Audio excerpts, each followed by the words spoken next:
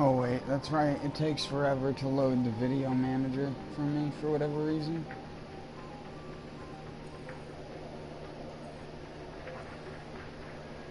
I'll have to change that later.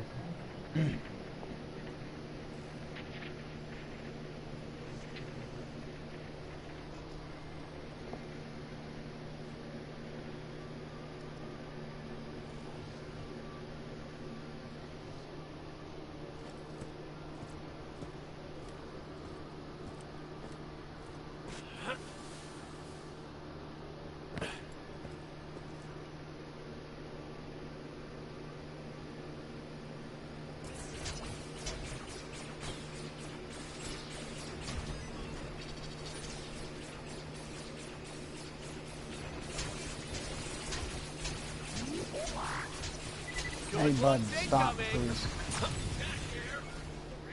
Come Jack, suckers! Leadership!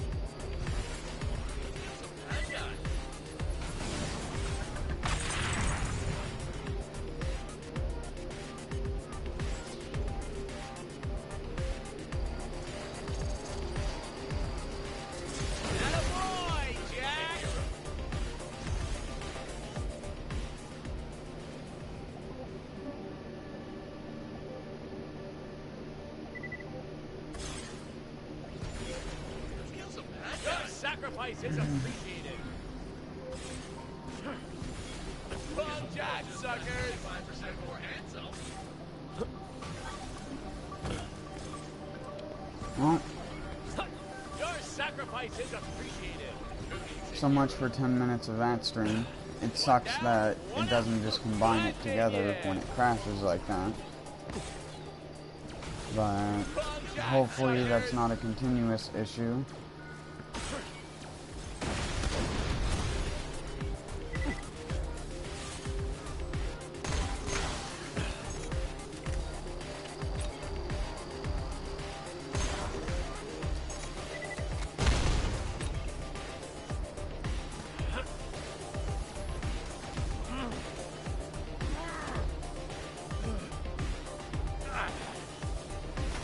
I'm heading the wrong way. What am I doing?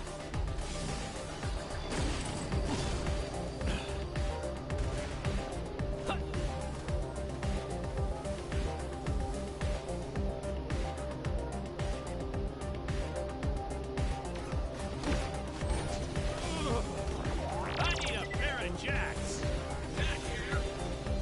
Your sacrifice is appreciated.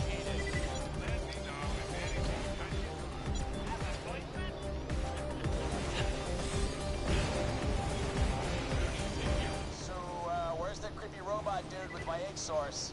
I can help, but first, there's something you should see. Okay, installing the VaultHunter.exe. Oh, I'm so excited! Make me awesome again, like when I was a Robo Ninja. Only this time I'll be working for the good guys. Pipe down, Daddy's concentrating. And that's upload complete. You know what's weird is I have my that's what I'm talking about. Finally, my PS4 account linked to my old Facebook, right? And it still puts up notifications. I love a trip down memory lane. Can we skip to the part where you give And my the H source, please? for whatever reason, on the last stream, it didn't put out a notification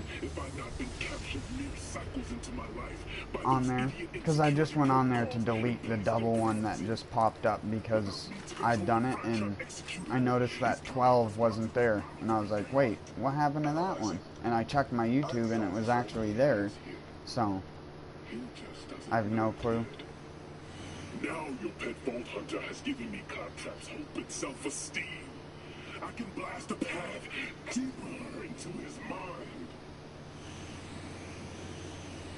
Together, and with a secret or two from this H source, you'll never stop us. Don't follow me, or you will die. That's fascinating. Now go get my bloody H source. Yeah, I don't know what's going on down there at all. I can't see that far deep into the code.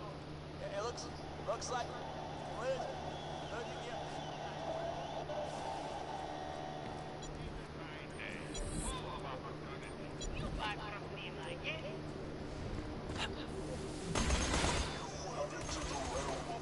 Subconscious. It will soon be mine.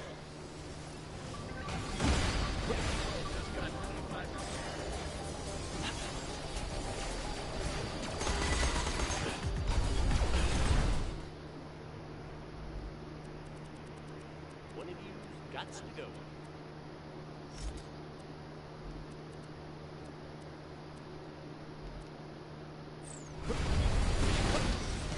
Trust the senses. This place is beyond. Wow! Good idea!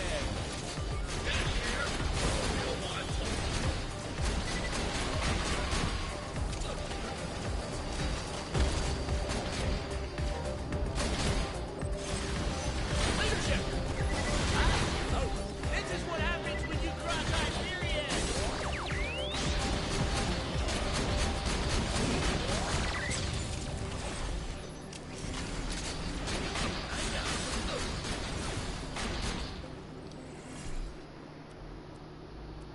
So many skills, so little patience for me. Welcome to the money zone!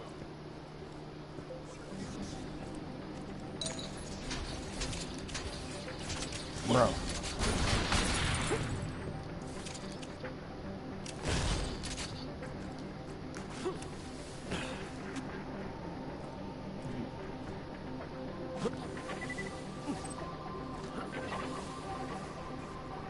Is that you who rejoined, Ricky?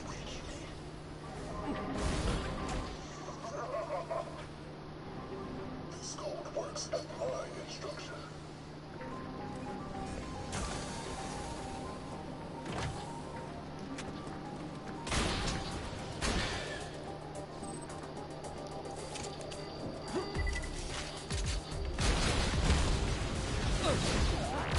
I see how you feel with lots of me!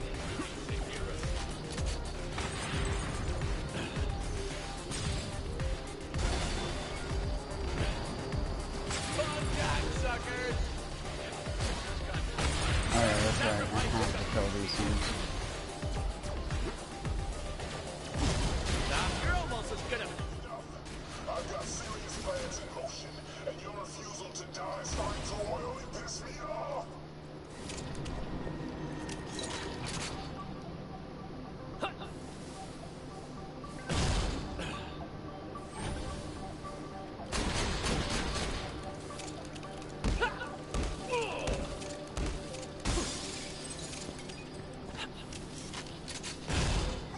Over here! Don't trust them.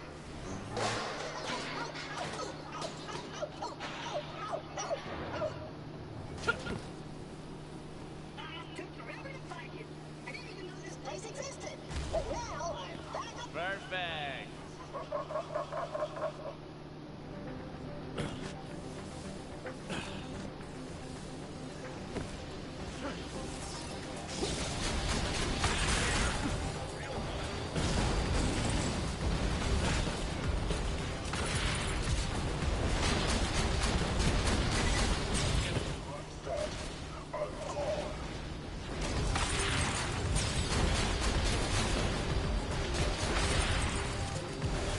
Leadership!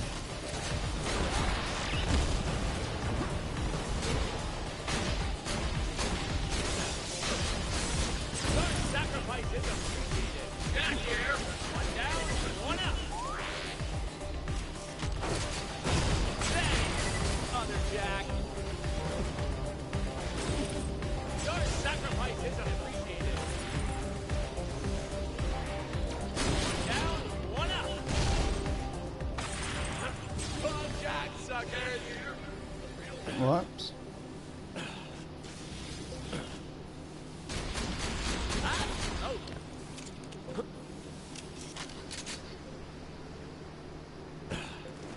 You know, there's something useful I can tell you about Shadow Trap. Hello? Yeah. Sucker. I say chance, but I can't possibly lose. And when I win, I take take everything you want. Oh, I am bad. But to make it feel like a game, I'll go first. All you can do is wait your turn. Now, I've got 2 guns here. One's fully loaded, and the other has no bullets at all. This one's for me, and that one... No, wait, this one. No, that one. Wait, this one's for me. Now, let me check. Other way around. Oh, I skipped across the ground.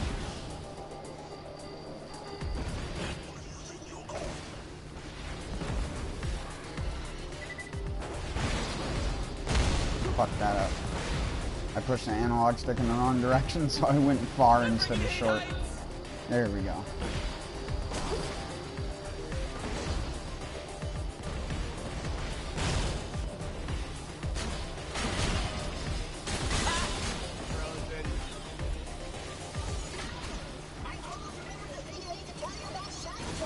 Oh, that sounds super interesting. Why don't you get back to me when... Oh, you know what? In fact, don't. Don't ever get back to me. Oh, well, it's gone again. Shut up.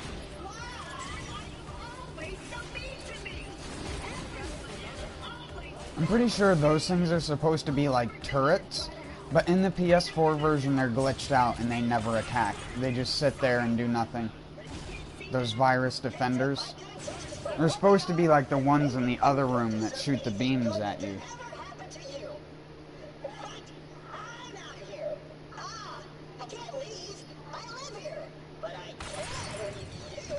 Am I supposed to break character now? Bomb that, suckers!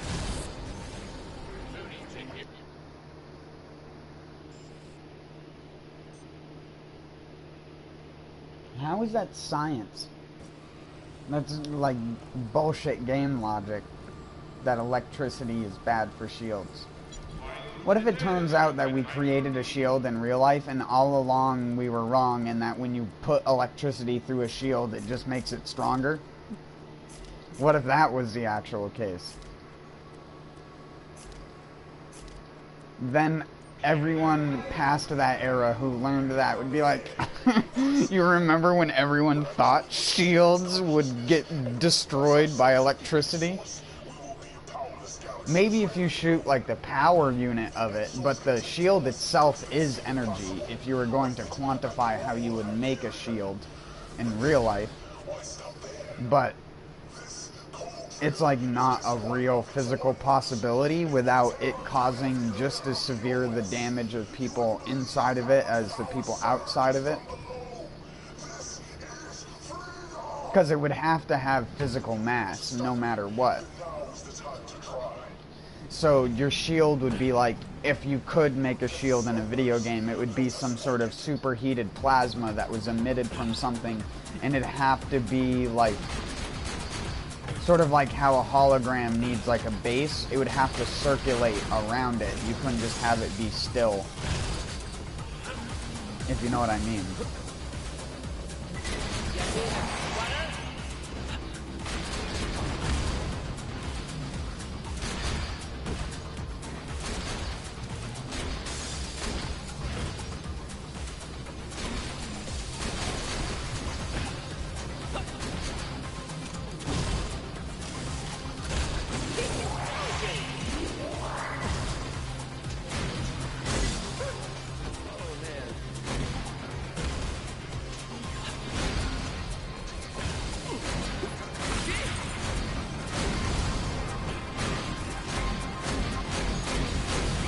I actually think spread makes this gun worse.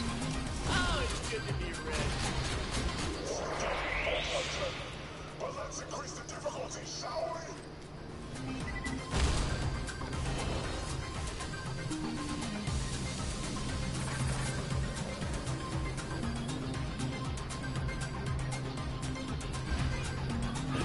I feel like they copied the similar rhythm that Pink Slaughterhouse has for this.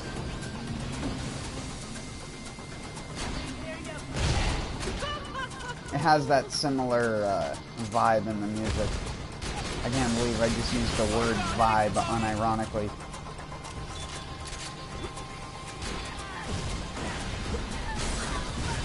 I mean, ha ha ha!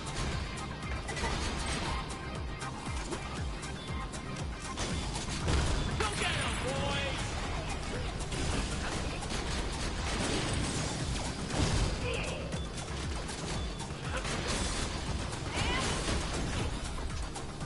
One down, one up.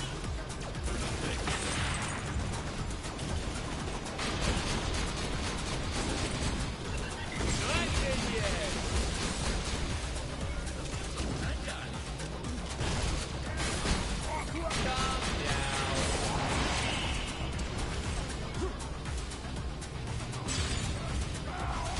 Right down here.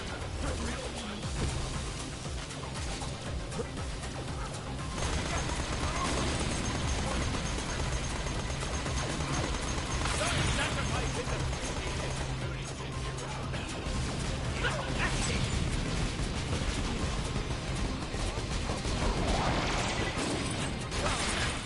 Guts, I'll give you that. Drive this on for size.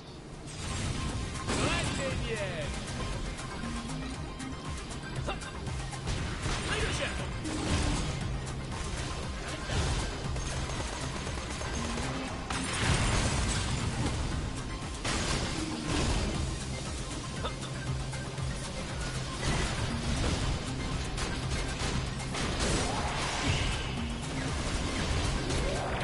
Bad guy kill.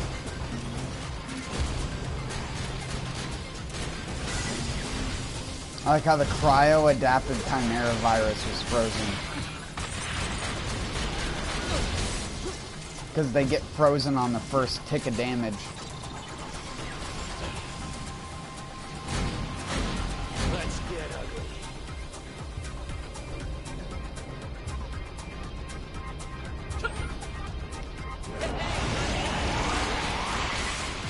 Oh my god, the shock breath attacks.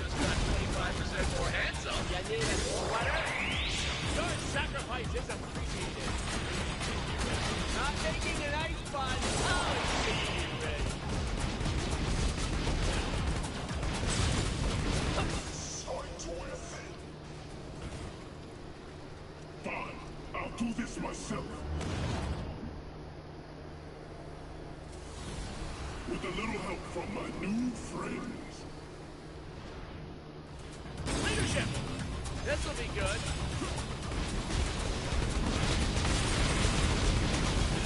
One down, up. Its purpose is now served. Suckers. Let's get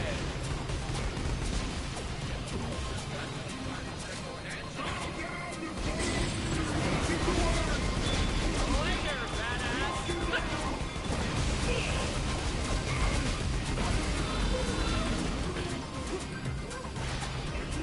Reaching the dollar with profit.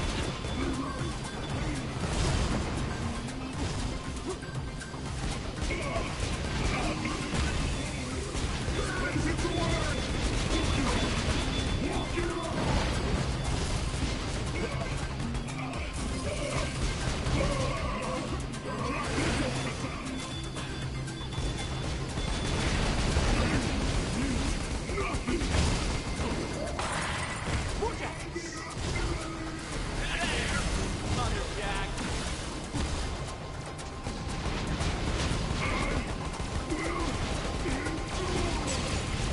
One down, one out.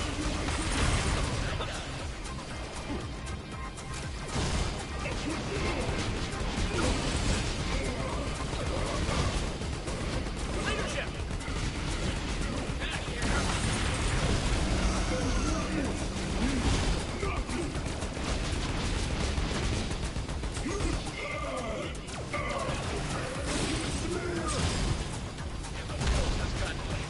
Let's in yet. Don't screw with Jack. Your sacrifice is appreciated.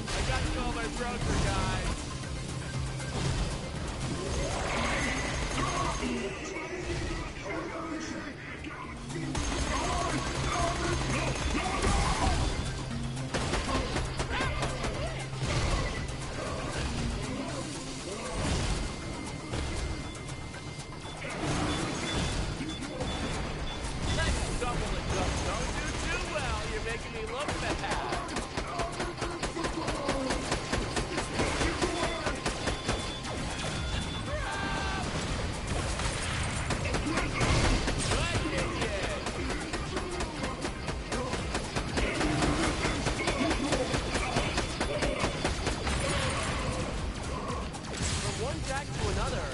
Well done.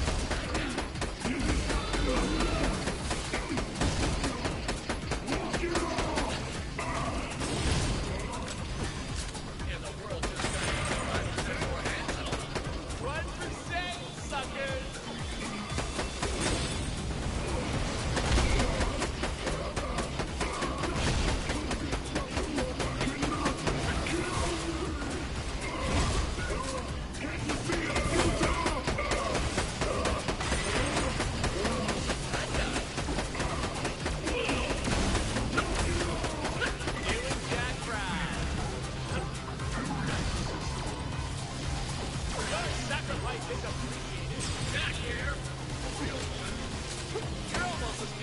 Jack is me.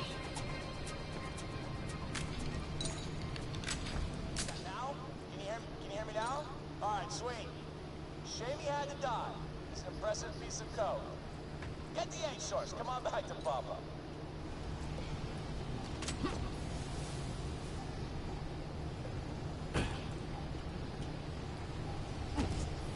Yay, I didn't get a laser discer.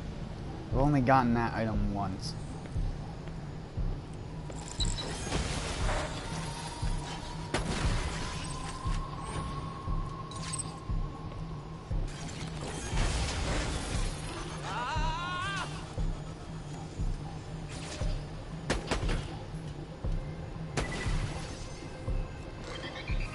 Welcome to the money zone.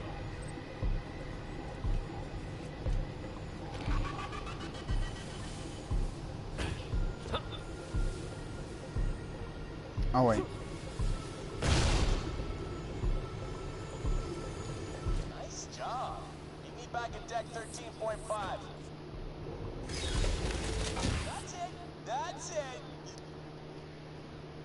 it. Deck 13.5. I mean deck 13 and a half.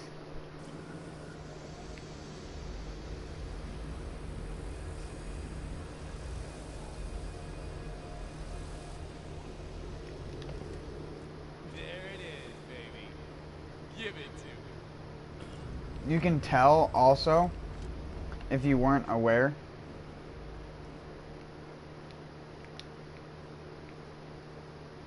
yeah.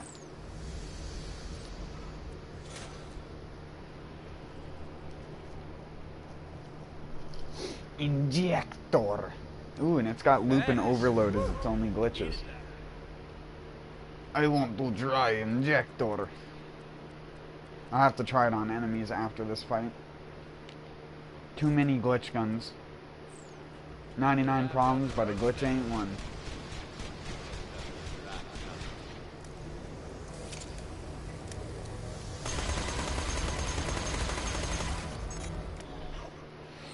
Must I tell you, I do protect the forms of others. No matter, this human's consciousness will thank me for not letting Jack get his hands on it. You're not Jack. I'm still in Claptrap.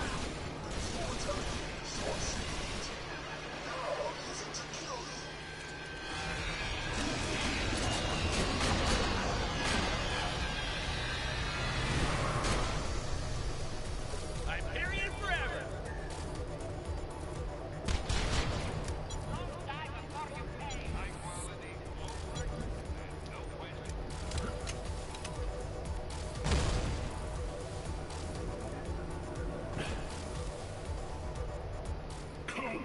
Embrace your oblivion. I've been watching this thing on YouTube recently. Finally! I knew I The monster monster bug wars. Now is our time, my brother. And I feel like I have to say, We shall splice ourselves with the H-source. why do people always put sound effects on Path of glorious things that destruction don't make sound? across a universe that will tremble at the name Claptrap. That does sound pretty cool. We shall Like, I understand they do it to make you more enthralled, but when you're trying to do it as an educational thing to teach a kid, and the kid expects, like, a spider to make, like, a noise, it's like, that's not, you're not educating them properly. That's misleading, more than it is just a cool sound effect for like visual entertainment purposes or auditory entertainment purposes in that case. Why not betray these assholes? They exhibit no kindness for you. They would sell you out in a millicycle.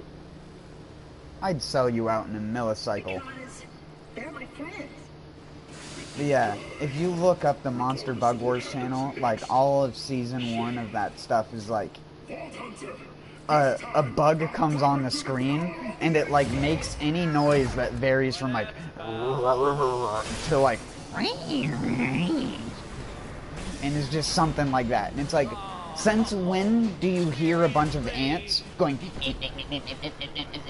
as they're moving around? It's just like, it's not even, it's almost like it's a joke, but the show is supposed to be like, it like just throws me off in so many different ways. Reverse engineering.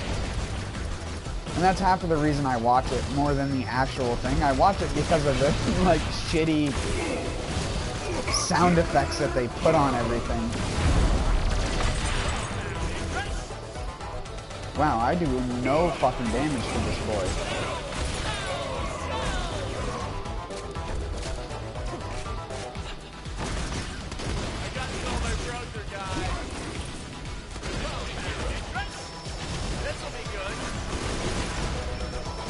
Do I have a rocket launcher with more base damage?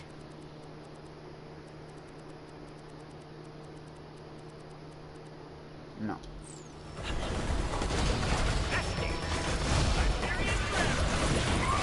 Look at that dick. Look at that robo dick right in my face. Don't you want to just latch right onto it? Love.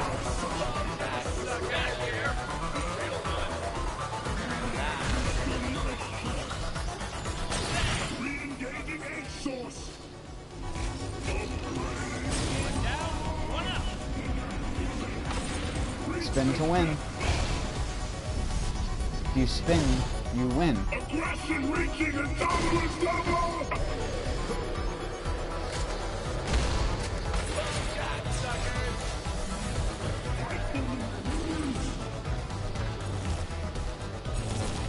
You're trying to be a hero?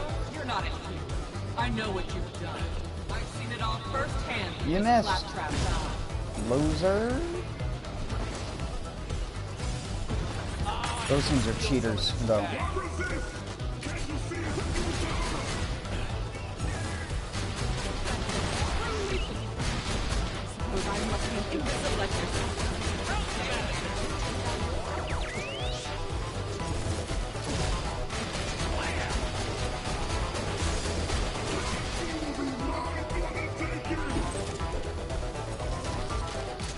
This is another area that has a really good song on it.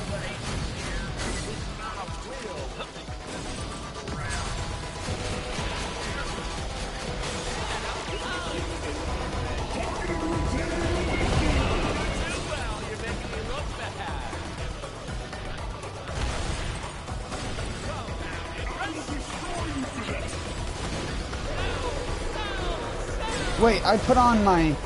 Oh my fucking god.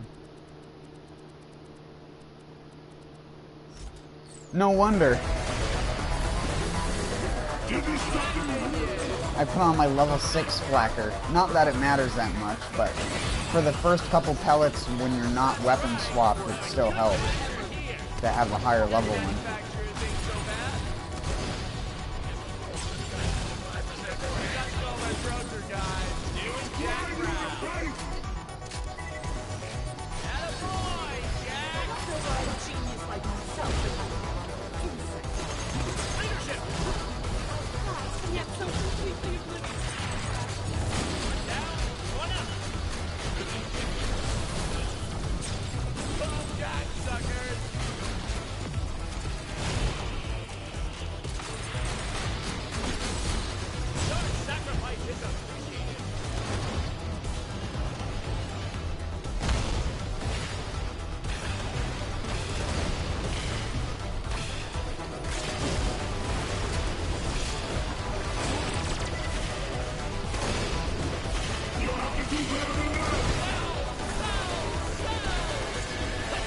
I did better than that.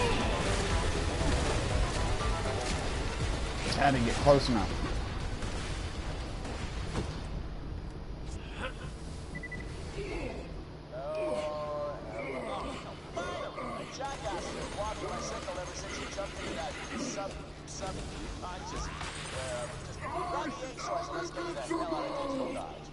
To be clear, Doug, the main thing here is that Aces. You cannot kill me! And killed. Hey, you got the H source. Awesome. Get back to me at the lab. Technically, he's not killed, though. You really cannot kill him, so it doesn't matter. Asshole! In the end, Claptrap kills him. Hey, you got the H source. Awesome. Oh my god. Really? Out of all the legendaries you could have given me, it had to be a Shred of Fire.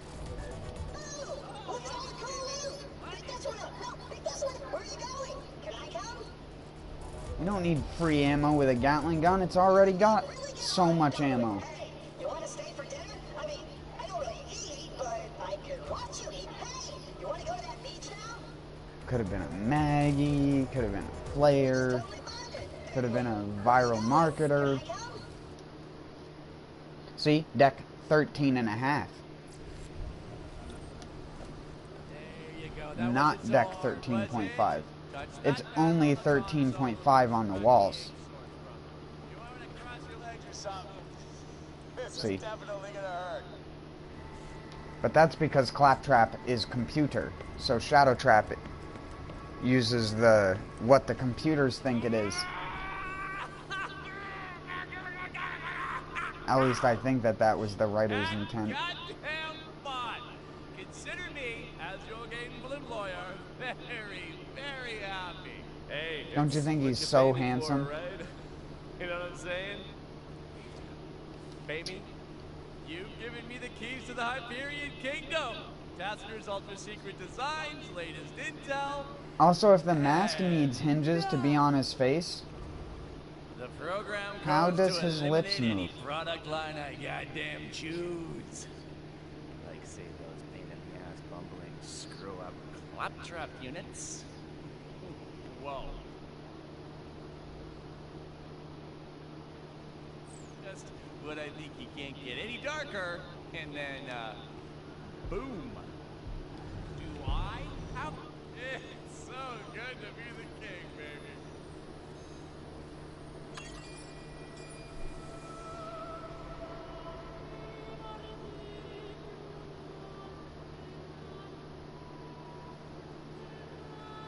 bye-bye, Clap.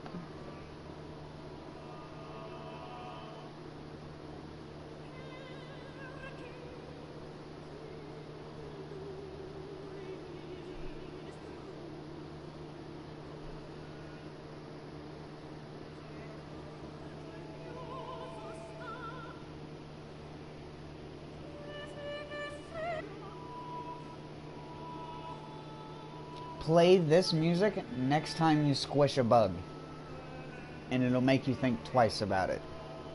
Nah, I don't think it will. I think it'll just squish it even harder.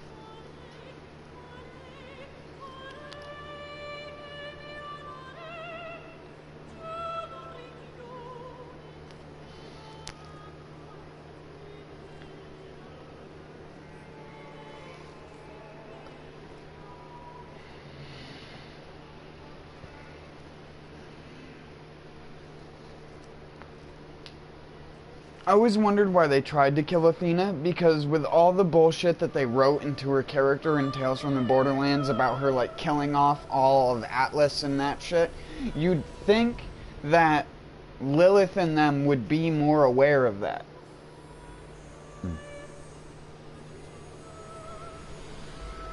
Because this is happening before Borderlands 2 and Tales from the Borderlands.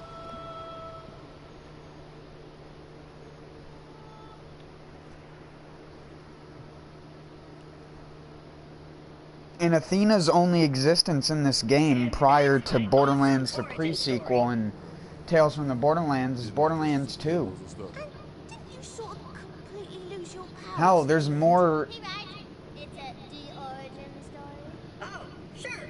You could look at it that way. But through it all, I learned something. What do you mean, I why learned kill that all the no matter traps? what this brutally heartless and desperately meaningless universe throws at us, our spirits can never really be broken when we walk hand in hand, wrapped in the companionship of others. Because I guess he what I'm has saying a is, superior we're in thing that he team, uses. and I love you Loader guys. bots.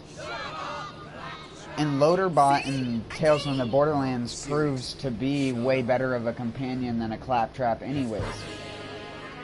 Personally, and I don't know if it was just like the writers were having a laugh or something, but Tales from the Borderlands made Claptrap so fucking obnoxious for whatever reason.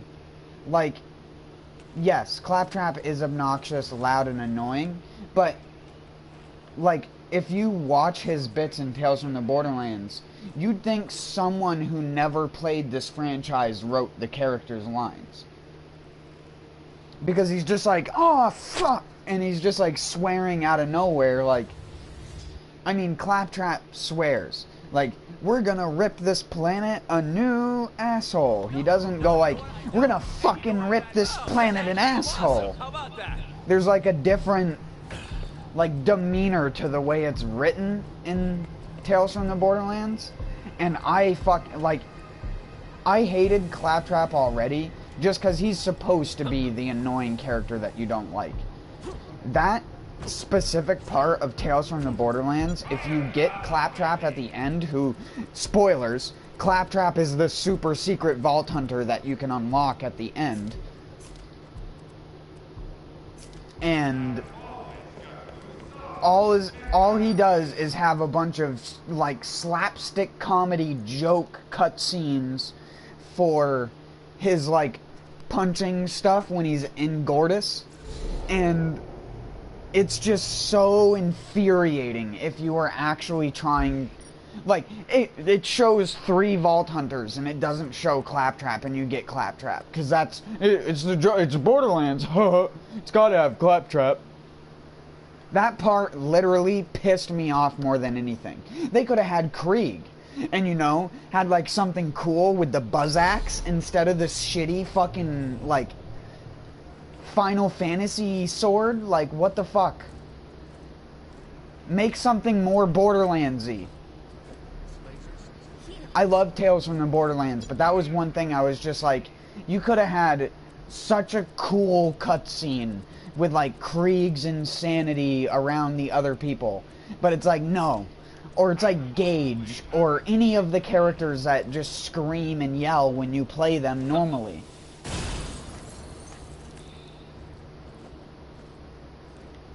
I don't know, it like fucking, like that one specific incident, because I played through it and then watched it, other people, and I felt so bad for the one dude who like had made all the decisions in the story correctly to have enough money to get the like ability to buy the additional Vault Hunter. Turns out it's Claptrap, and then it's like just ruins it for the entire latter half of the game. And all you can do is just feel bad. I don't give a fuck if you like Claptrap in that situation. You will hate Claptrap after doing that bit of Tales from the Borderlands. In my opinion, it is like one of the worst things that Claptrap has ever been a part of in the franchise. Also, what's up, Jewelers? Sorry, I was ranting about Tales from the Borderlands. And how Claptrap is like the most obnoxiously written Claptrap in Tales from the Borderlands. And like I said, just go watch this, all of the cutscenes, because there's like a video on YouTube that has all of the things from Gortys in it. Go watch the cutscenes that have to do with Claptrap. And even if you're a person who likes Claptrap, you will hate being the person that likes Claptrap after watching that. I guarantee it. Because it's just so bad.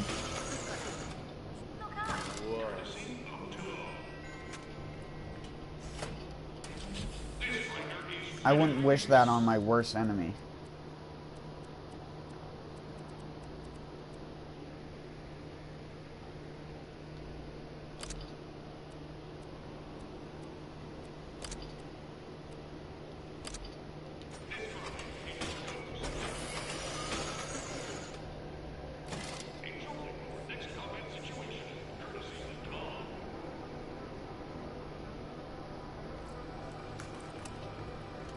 Yeah, he's one of the selectable vault hunters at the end as well. You get to pick a team of like some of the characters that may or may not have made it through the series, or if you didn't do certain decisions, then they won't be available. One of the reasons why I call my Athena baggage, or I called my Athena baggage on the playthrough that I did and stopped playing, is when you're playing Tales from the Borderlands and you go to hover over Athena as a selectable character, the info about her says mental baggage 100% or something like that. Or 110%.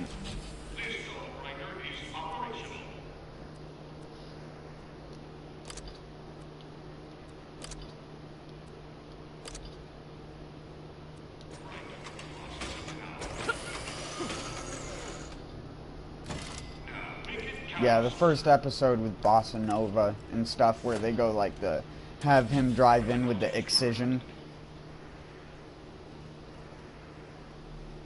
XXX triple X rated. Work,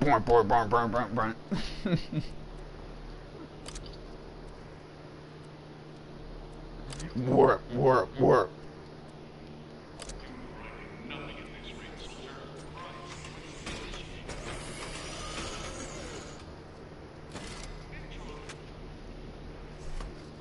Wow. A Rustler's Long Rider. With 6 magazine?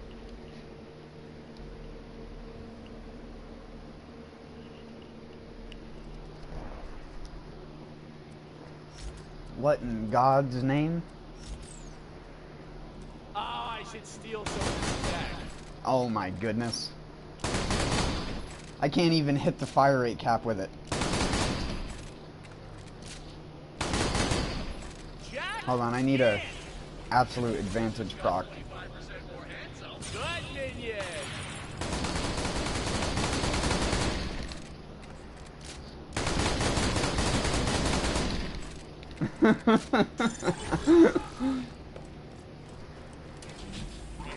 How does he do it? He's a hacker. He hacks his physical body to go faster than a normal human being.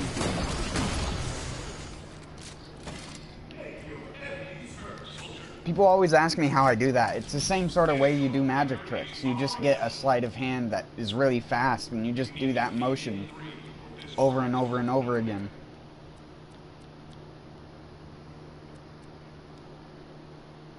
Since I'm not going to use the Shredifier or this thing, you know what I'm going to do? I'm going to do something that people would probably frown upon. I'm going to fucking grind them. Big round. Oh my goodness.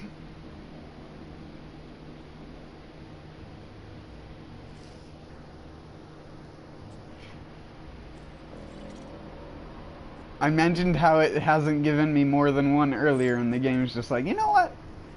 You know what? You're gonna prove him wrong.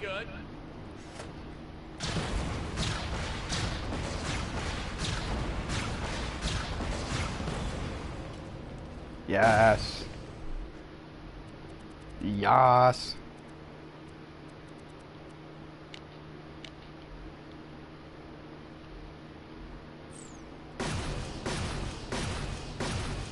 Hold on, I'm trying to see how fast I can get the fire rate on it.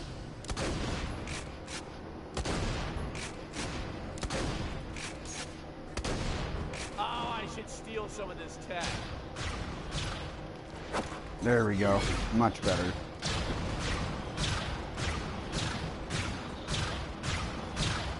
This is one of my favorite guns in the entire game.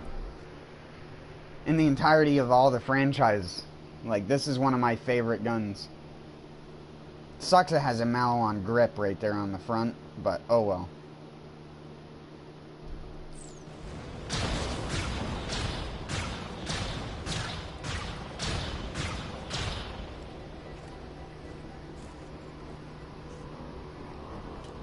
Yeah, it's high damage, but it also has a unique property of dealing increased damage to flying enemies.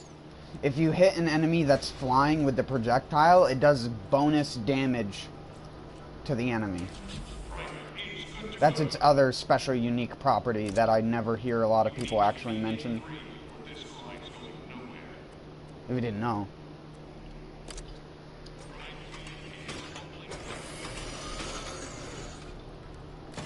It's sort of like what the Flacker should have actually been. Because that's sort of how it works. It works like flak.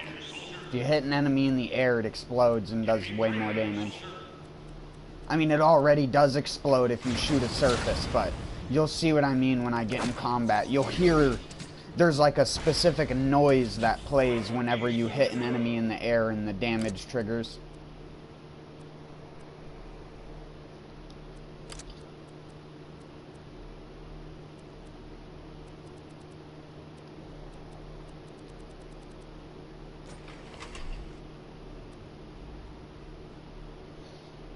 Do I have... I don't have any... Wait, no, yes, I still have that one.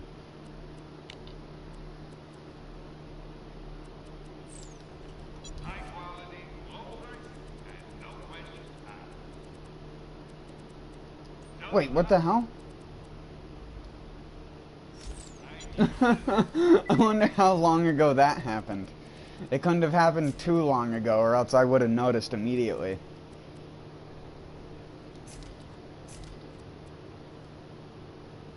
I was like, where did I get an Eddie from? Oh yeah, that reminds me. I need to go put that shit away.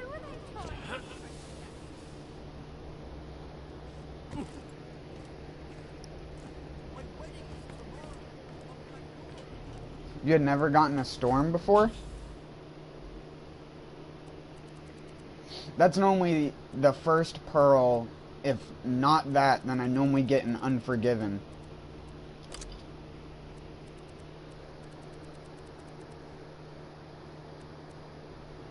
Oh, and I've also gotten the Patriot before. Or whatever it's called.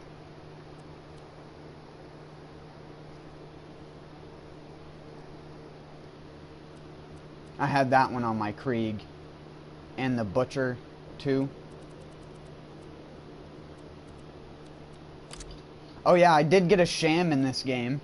I know you weren't on the streams when I got it, but yeah. I got a level 32 sham a while ago.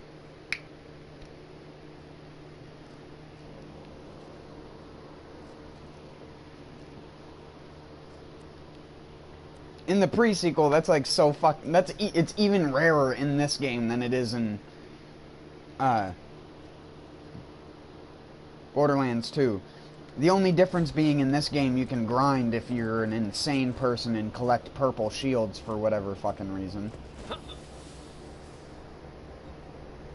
It's so hard to collect multiple purple shields of the same level because of how rare they actually drop.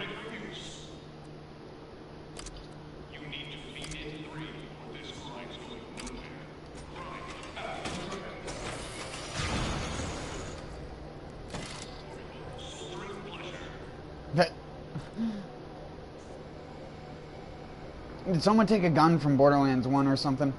What is that skin? That is like the worst skin I've ever seen on a glitch gun, ever. What is that? That is the most disgusting, hideous thing I've ever seen. Normal gray weapons don't even have a skin that's that hideous. That's like a CSGO skin that's like in the worst condition it can possibly be.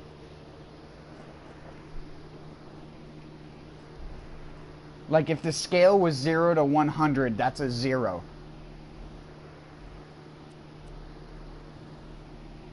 Comparative to something like that with like the blue. Or like this. with the purple. Or just this. With the like urban camo sort of thing going on.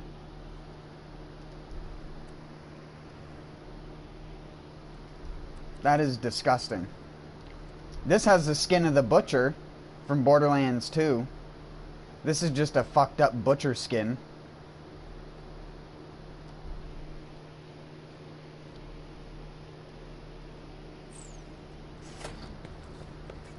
Sham is better for people on against bullets. And because it allows rocket absorption, which rockets are hard to come by if you're using something that involves rockets. I miss rocket builds.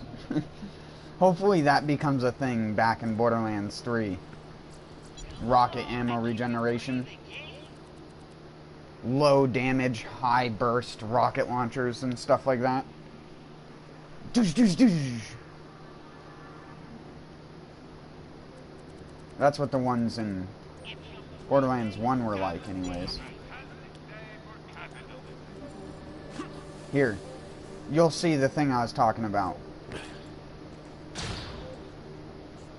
Wow, that flew way faster than I thought it would. Oh, now I can't get accuracy.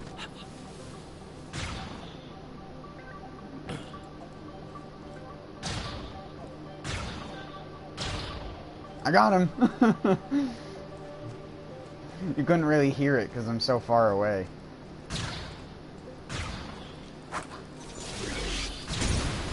There you go. That chink noise. It just...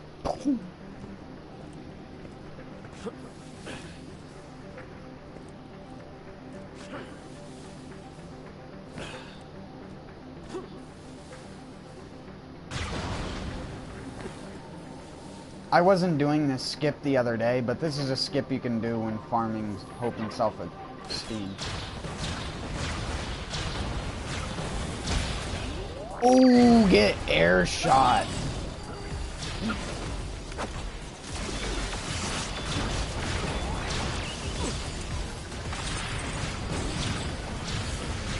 Oh no.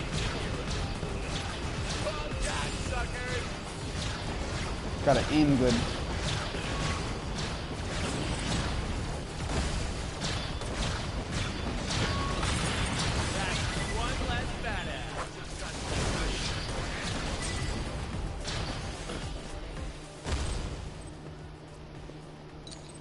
I love the way it just sends stuff flying when you kill them with it. It's not even that high of a laser disc, or what is it, level 52? 53.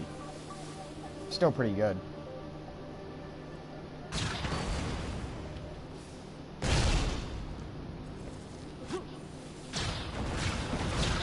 Out of all the things I could have gotten,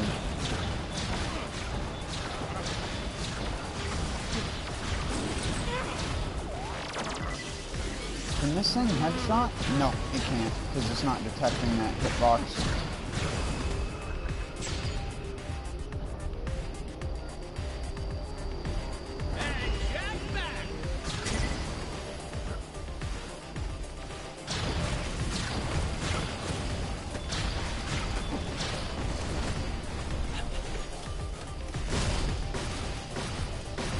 Oh wait, no, that's...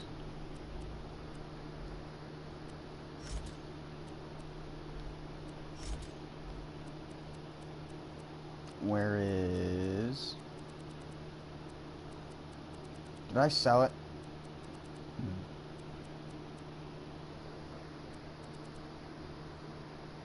Oh my god, I sold it on accident. My shock SMG. Oh well, I can use that one. I got to call my broker, guys. Get where I can see you, assholes.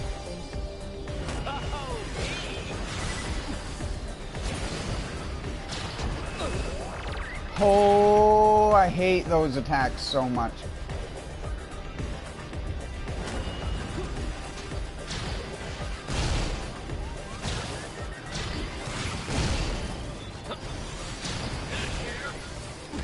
Hey, bud, could you fuck off? Stop. Yeah. Oh my god. I hate those attacks. Why do they put that shit in all the games?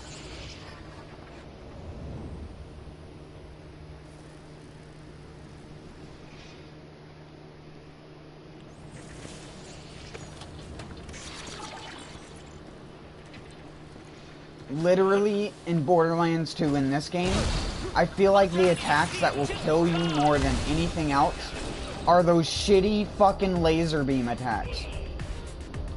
Shock skags, stuff like that just come up to you and go, and your health is just gone.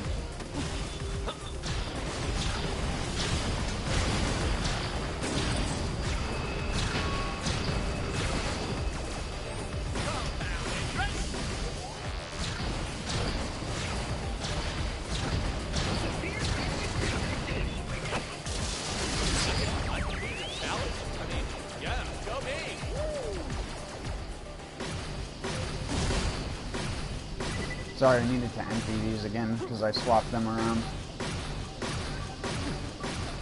I was like, why is it shooting so slow now?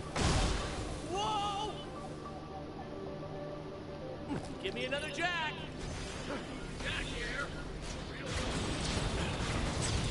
I need to get Jack's other good fire rate skill. The one that is determined by how low his health is.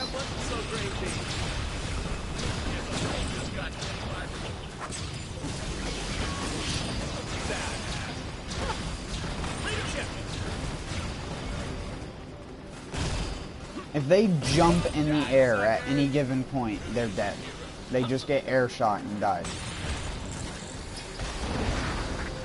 Too bad the badasses don't do that more.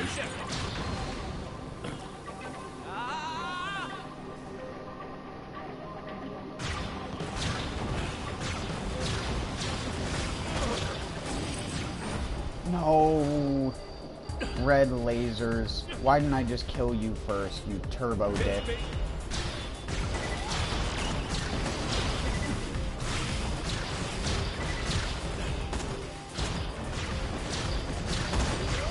Turbo Wang.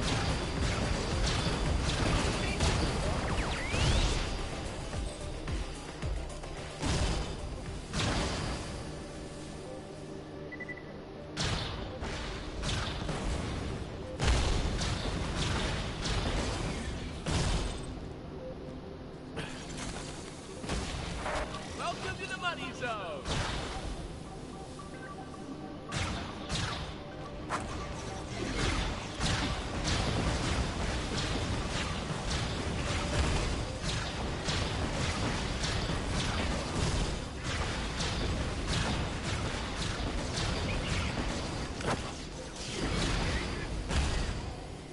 This gun can actually be used to extreme effectiveness to kill Shadow Trap if you don't want a flacker glitch.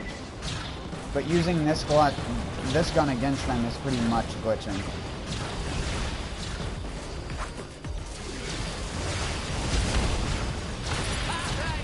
This is like the closest thing you get to a glitch without actually using a glitch.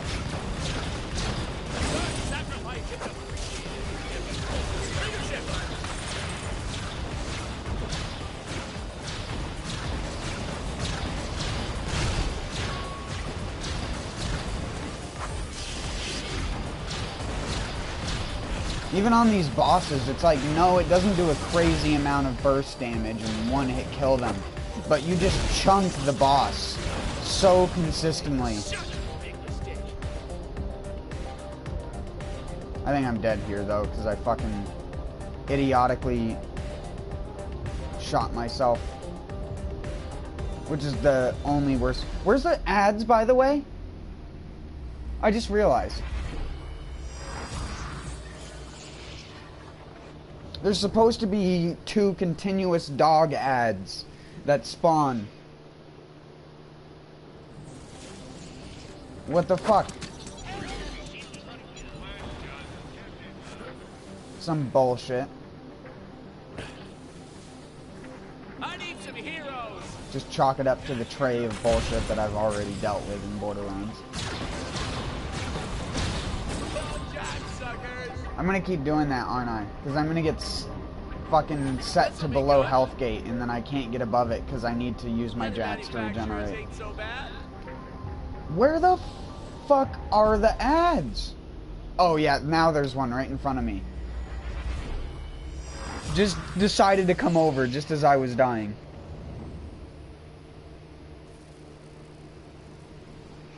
It pisses me off when boss fights don't do what they're supposed to, because none of the programming in this game ever functions the same way 2 times in a row. It's just impossible for it.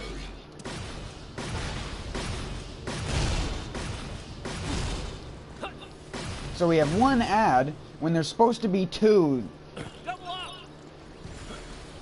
and they're supposed to continuously spawn. Where the fuck is it?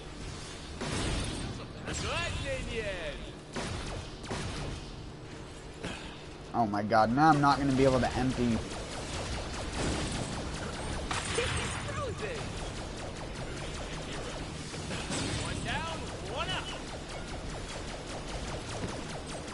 I can't empty my magazine now because I'm going to have absolute advantage up permanently. For the most part. As soon as it runs out though. Are you even is that realistic? Of course not, it's a video game. But come the fuck on, what the fuck was that?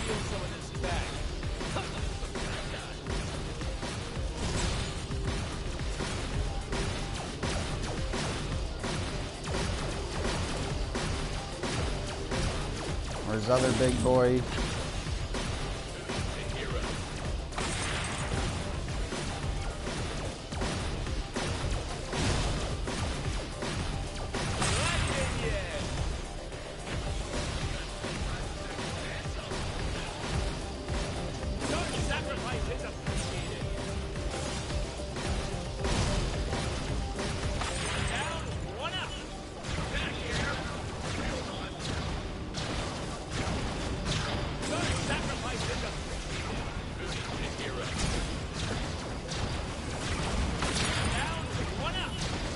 That doesn't count as being in the air?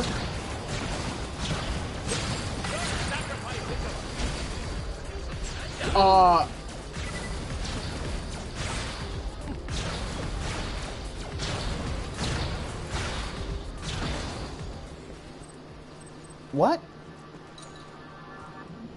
Did I hit my own jack in the air?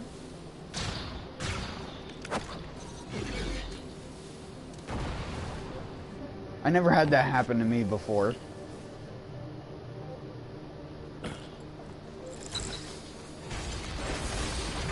Oh. Oh, never mind.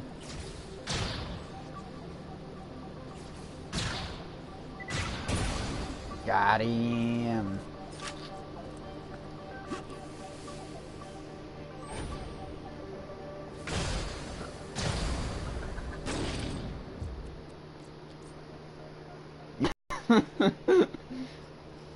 You didn't see nothing.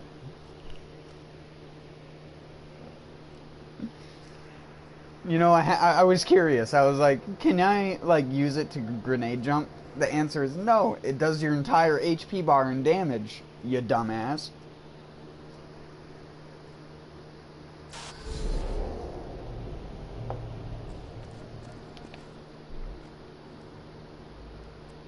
And this is, like, one of the best examples of how Borderlands even... This has the same amount of damage as, like, a Vladoff rocket launcher that's a couple levels lower than it. So if you can get a high fire rate build, which you can, I'm just not using it, really. I could be using this instead of this. I could also be using this. I could also be using this. Jack has a lot of fire rate skills. But I prefer just to go for raw damage and then just use absolute advantage with single shot weapons.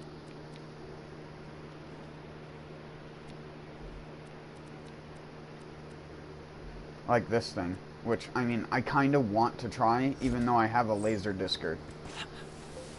It's just, this is like...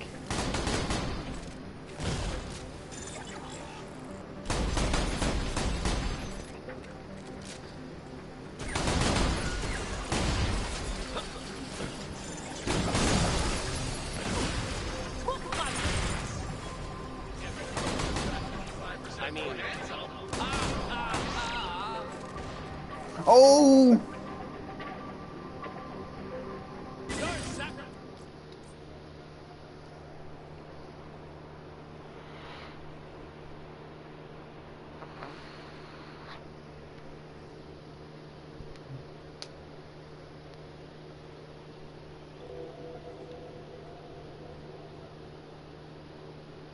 Don't! Loser! You're a loser!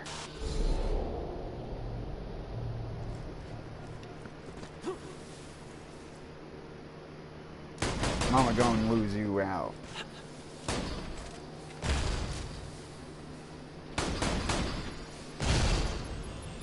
Feeling the chill?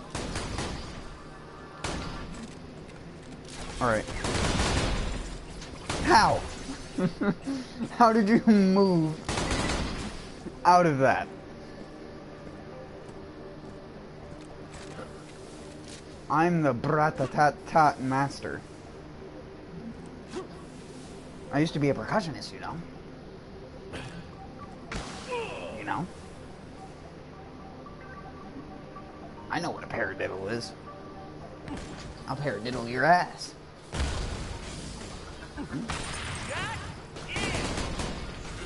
Dun dun.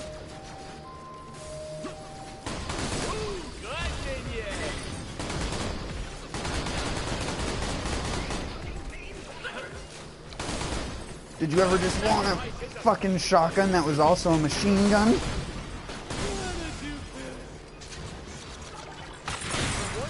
Bye. Well done.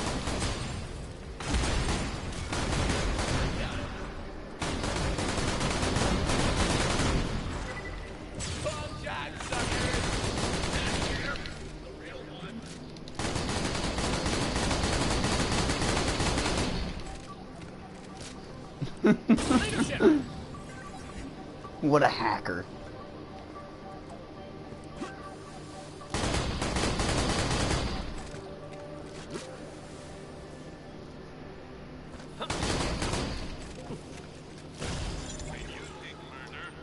You can hear the difference in the way the gun sounds when you're actually hitting max fire rate.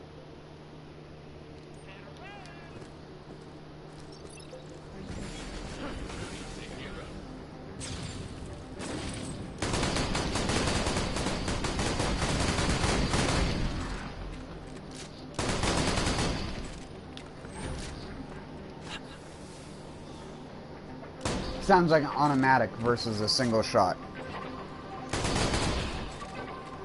The sound effects start to overwrite another one. It's like how Hyperion SMGs, I don't think I have one on me right now.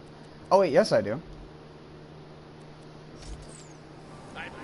If you single fire Hyperion SMGs, they sound different than if you hold down R2.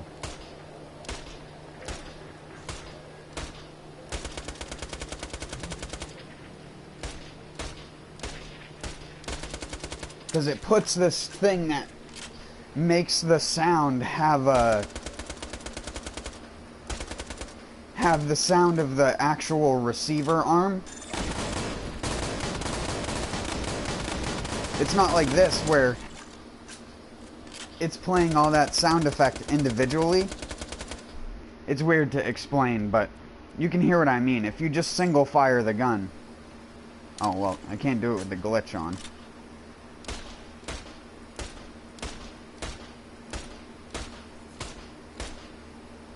You can hear the echo on the bullet.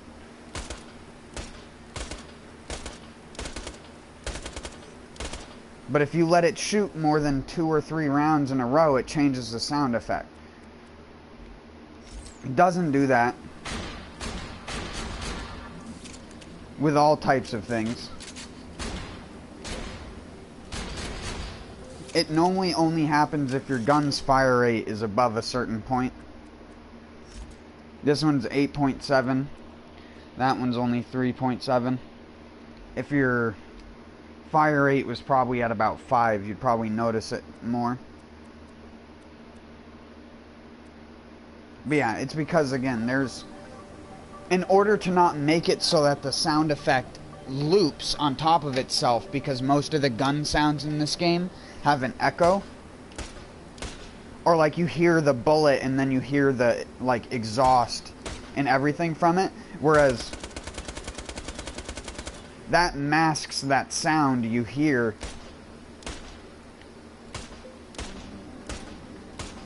when you only single fire it. Oh, you're all so pretty.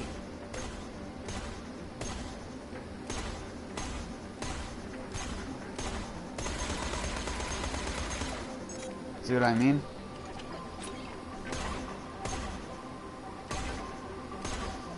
And no, I'm not talking about the, like, spinning wheel sound effect. That's different. That's just like a little brushy noise. But the actual sound of the bullet is like, pew, and you can hear, like, the full, like, it leaving where your character is, versus you only hear the last bullet when you full auto.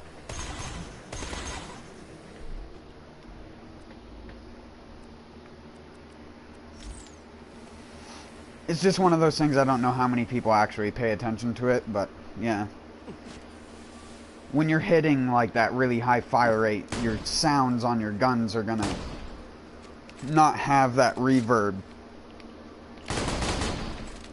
Like that. It's just like, and you only hear the actual reverb on the last shot, where the, like, you hear the bullet going away.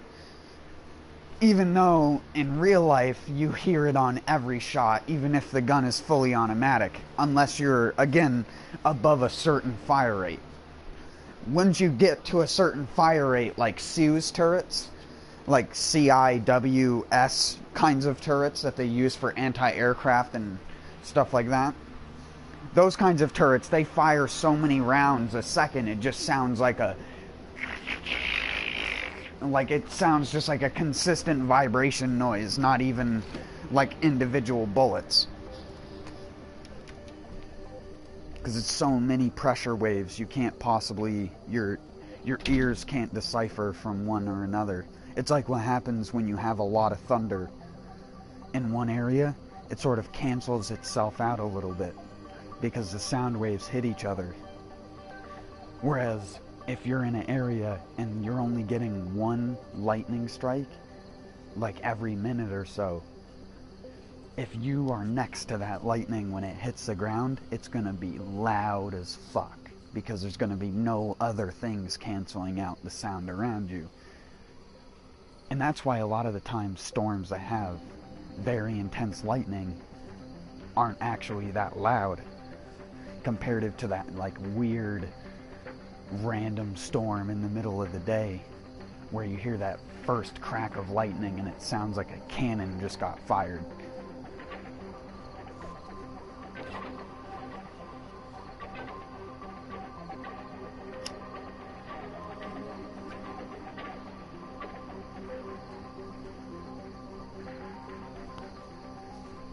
And though when the air is like that and there's not enough haze or stuff in the air to act as a cushion, it can actually cause hearing damage being around the initial point of a lightning strike.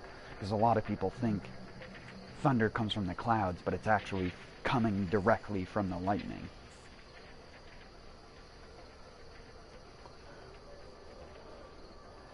That connection it makes to the thing on the ground is the sound you hear. And that's why sometimes you can see lightning and the thunder for it won't be as loud as when it strikes something else. Like, for example, when you hear thunder that has struck when you hear thunder after lightning has struck like a telephone pole, it's much louder than if it just struck open ground or like the top of a tree or something like that, because the tree absorbs the blast because it has moisture and a bunch of other things in it. And sometimes you get a tree that cracks or breaks, and that causes an exacerbated like thunder sound if you're close to it, because you'll hear the lightning hit it, you'll hear the crack and the boom, and then the tree, like, if you're not familiar with water, when water gets superheated, it turns to vapor and it normally explodes the tree in half. It also happens with power poles. Sometimes you have exposed power lines that get struck by lightning, and if the little fuse thing on the top of the power line that is supposed to prevent a lightning strike blows and lightning hits it without it being replaced, it goes straight down the wood of the pole, and you can look up a YouTube video of this. The pole literally just explodes in wood shrapnel, like it had a time bomb inside of it. All the force and energy.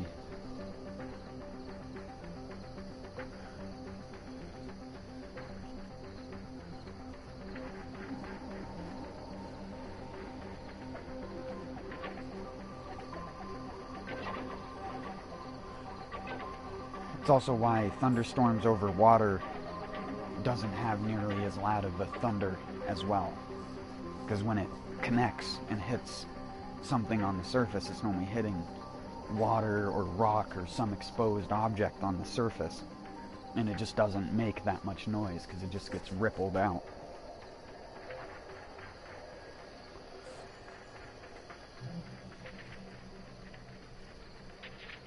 It's especially worsened if you're in a valley.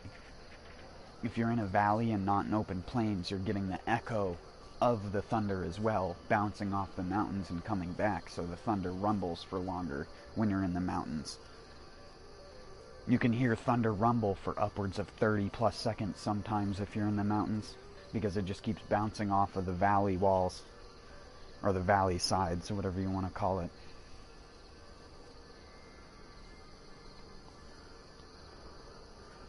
That's what happens around here. Lightning strikes in between the valley. You'll hear the rumble of thunder for 15 to 30 seconds, because it'll go, as it's going outwards, it'll bounce back, and then it will make its way over the top of the mountains, and they'll hardly hear it. So thunder, like speed of sound, it can travel a pretty far distance. But when you have uneven terrain, something that you would normally be able to hear on flat terrain from like 1.5 miles to 2 miles away that's really loud, all of a sudden it becomes mute because there's a object in between you, that being a hill or a mountain, and that completely deafens the thing that you'd be able to hear normally.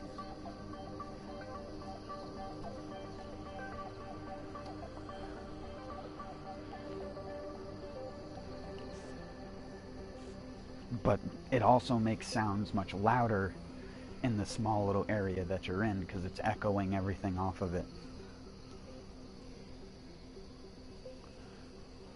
Around here you can yell and hear yourself echo in the forest, because it will just bounce right off the peaks of the mountains.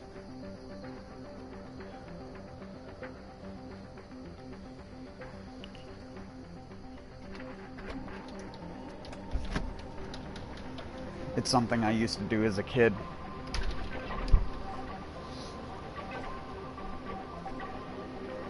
I need to go to the bathroom though. I'll be right back.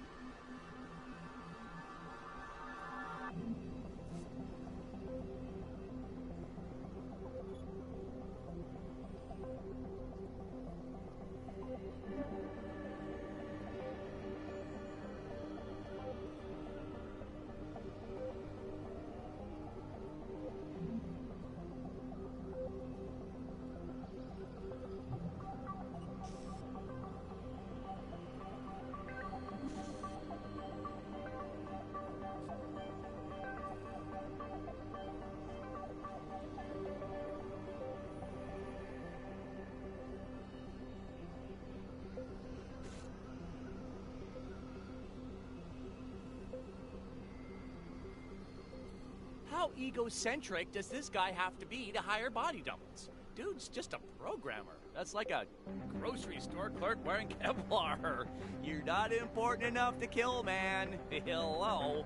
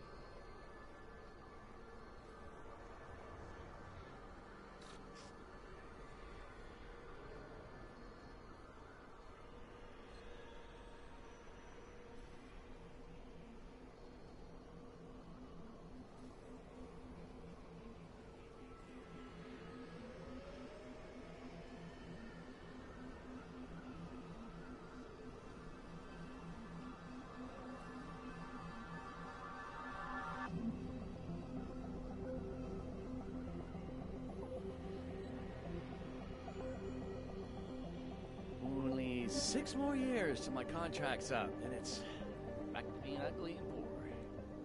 Can't wait!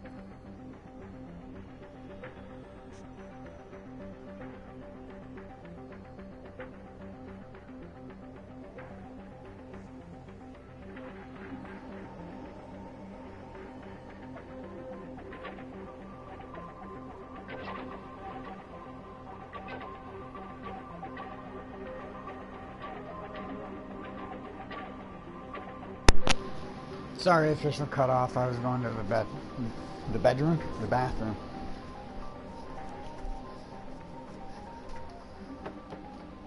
And now I'm packing a toke real quick. I say real quick, but for a normie, it's really fucking slow.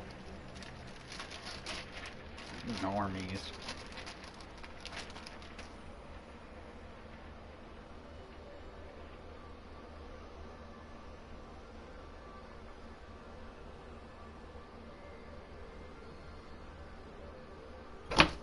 Oh.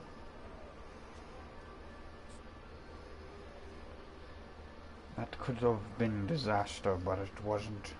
Something hero wasn't stuff, disaster. something I'm attractive. Disaster averted. It's all because I need to clean this fucking table, but I'm like so fucking lazy when it comes to shit like that. It's just this table in this room specifically that I have all my stuff on for smoking. Gets like uneven.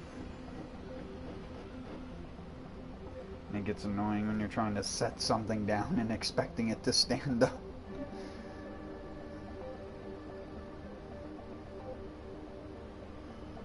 It's not even that the smoking stuff on it is bad, it's just that the table itself is terrible.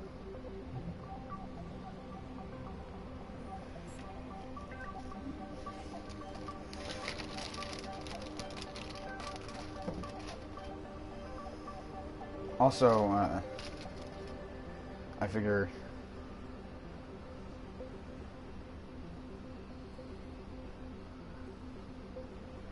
I don't know how I was going to start that sentence like that.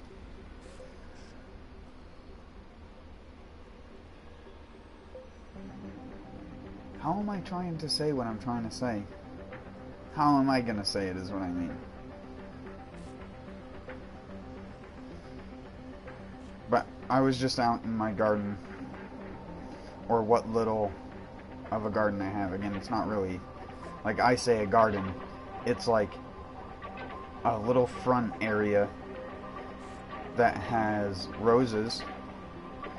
So if you can imagine this rose that occupies, like, not this rose, because it's cane roses, so there's like 7 or 8 canes of varying heights, and they're about 3 by 3 foot at like the front corner of the porch. So if you can imagine, we have like a, I want to say like a 20-foot square porch, or maybe like a 15-foot square porch.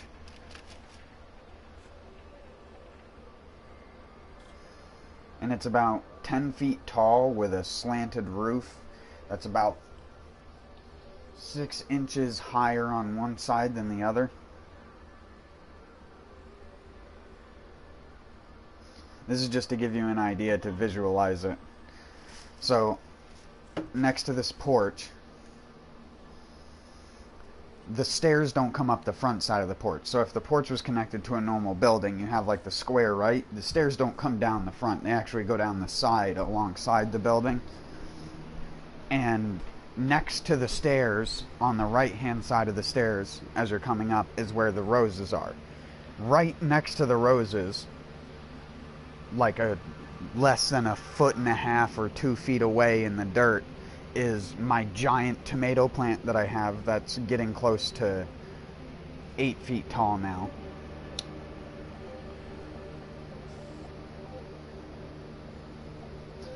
It would be 8 feet tall if it was stretched out straight, but it got past the top of my stakes, so I'm having to tie it to the side of the porch, which is leaning it over a little bit, so it's not like straight up. But the actual like stalks and stems where they've been bent and woven, if you straighten them out, they'd probably be over 8.5 to 9 feet tall. Ridiculously thick as well.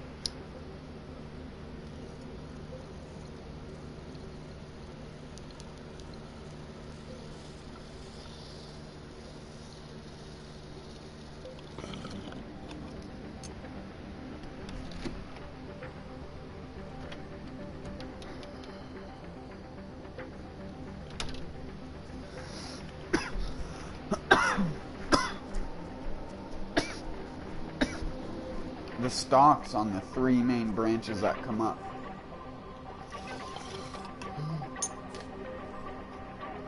are all more than 1 inch wide.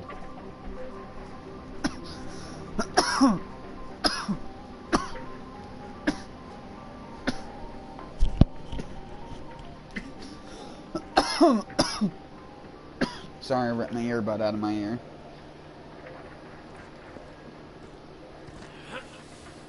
Jeez. Oh, I should steal some of this tech.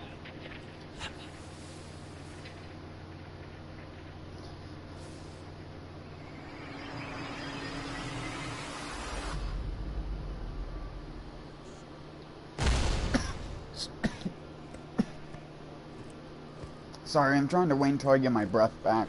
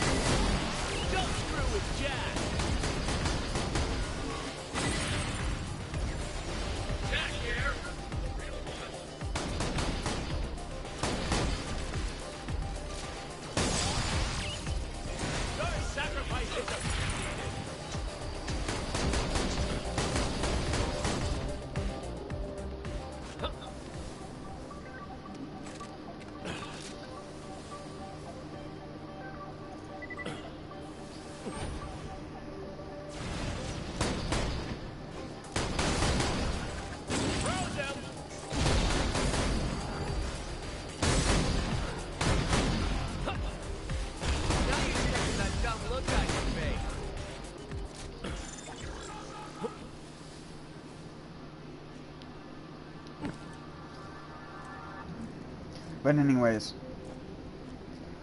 so you have the porch, which is like about, like I said, it's about 20 feet square.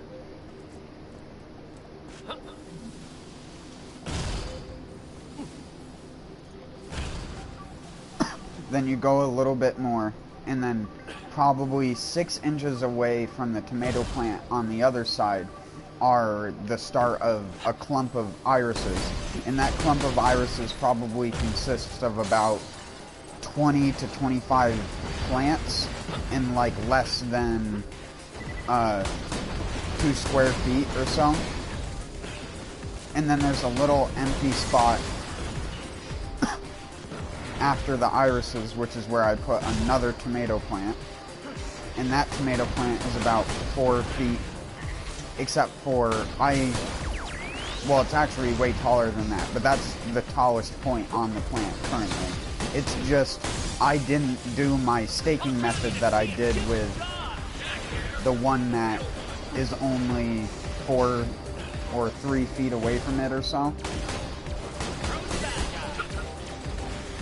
And this tomato plant is of like a medium size, and it is sprawling out everywhere. So it's if you can imagine, like, there's a plant in the center, it's like almost dead center of the porch, and it has its branches laid out over the cage, because it was in just like one of the basic tomato cages. Because normally what I'll do is I'll start them in a small cage, and then as they get bigger, I'll put in big ass stakes around them in a triangle, and I'll weave the stems that have grown. Because normally I'll start a tomato plant and I'll let 2 or 3 suckers grow up.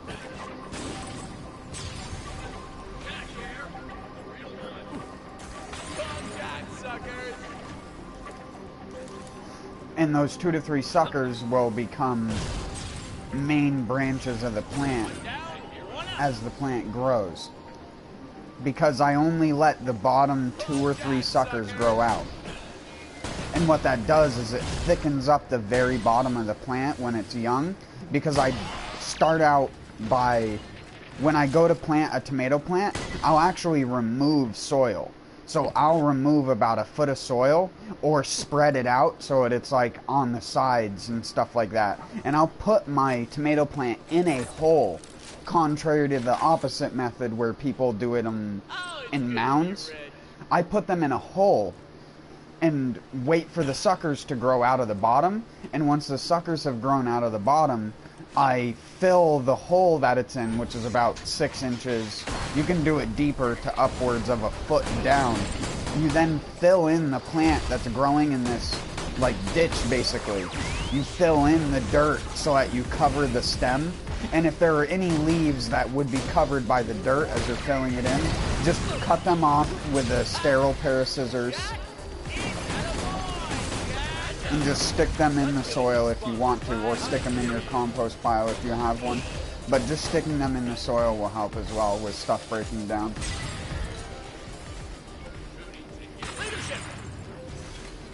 That's what I do. Again, that goes against a lot of common garden practices where they're like, if you damage your plant, you want to move it far away from it because it won't increase the chances of pests.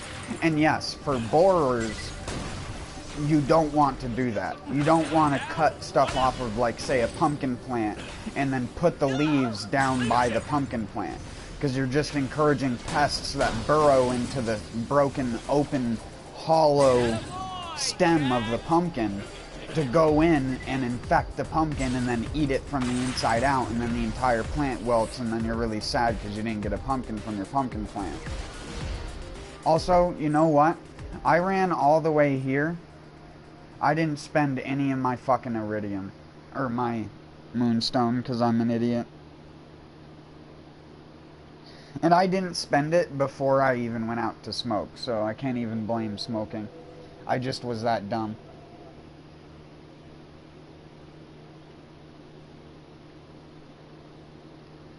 But yeah, so you have this sprawled out tomato plant in the center like smack dead center of the porch if you were looking straight at it. And then on the other side of that, there's another bushel of irises. And this one has more irises, but they're more spread out. There's about 40 to 50 plants spread out over a 3-foot to 4-foot area. And you get these little white, spindly, peat-looking flowers that grow in between them as well. Like they grow on these long stalks and don't really have big leaves. It's impossible to explain the plant, but if you've seen it, you probably know what I'm talking about. And they grow these little tiny white flowers. They don't seem to interfere or impact each other's growth, so I just let them grow next to each other.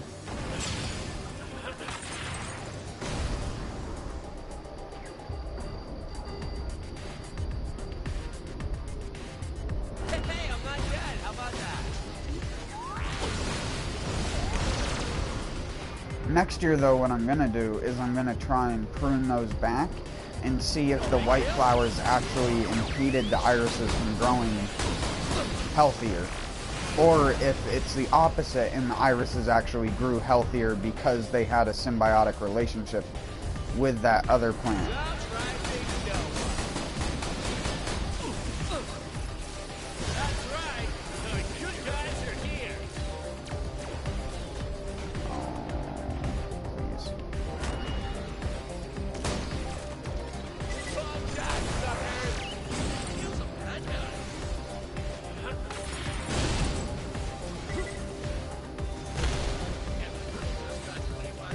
What am I doing?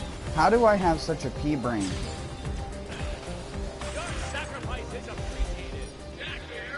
It's because I really just don't care about what I'm doing in the game at this moment. So my brain is just like, fuck it, do whatever. Whenever I get into autopilot kill stuff mode. Mostly because I finally have a gun I like using now.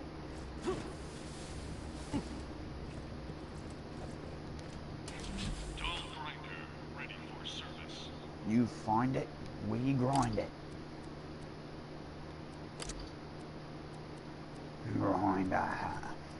Grind me, mate. Grind me up. Shoot me out of a quad. Hey, not crappy loot. That's not a quad, that's the farthest thing from a quad.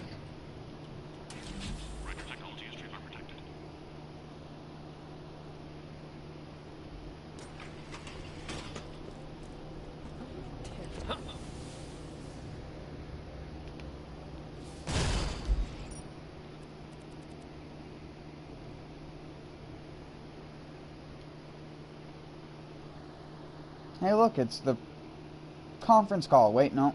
That's the viral marketer, actually. It's way worse. It's only good for RK5.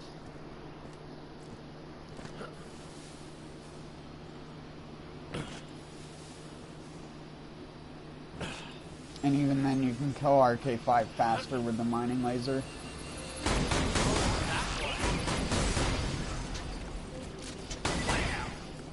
So you get a corrosive mining laser, you can kill RK5 in like 3 trigger pulls. If you hit him through the body sideways, I can't believe I just said wideways.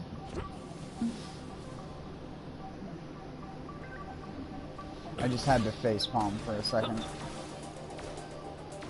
Good old wide ways. That's my favorite ways. There's up ways, down ways, sideways. Corn maze.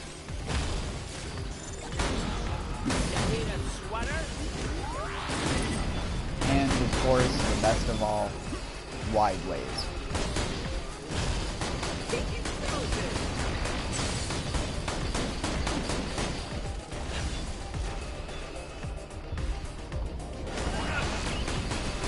Can I stop being lasered, dude? Stop laser me. What are we doing? How is this? How be do?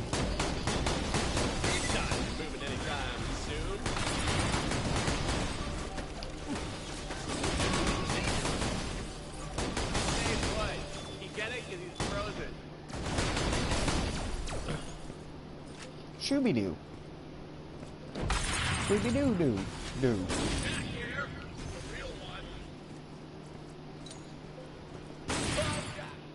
What am I actually fucking doing? That is the real question.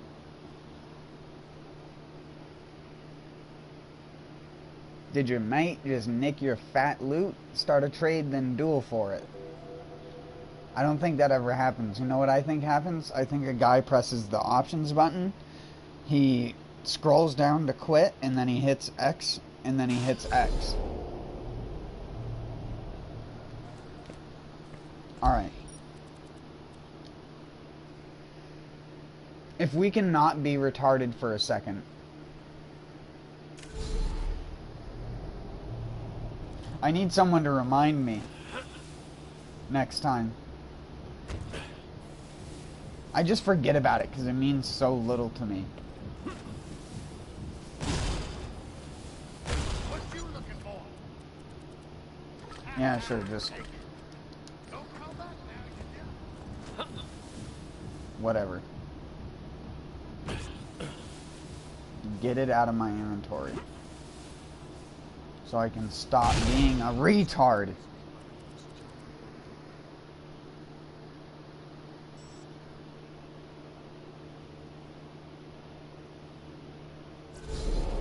But don't you worry.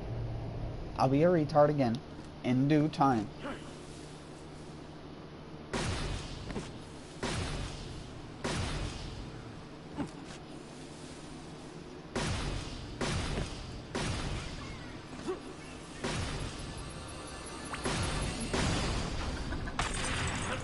Give me another jack. Okay. You know what? Good opinion. Actually, Don't screw with Jack. Jack here. I don't want to farm the OS. I've already wasted enough time not doing anything productive.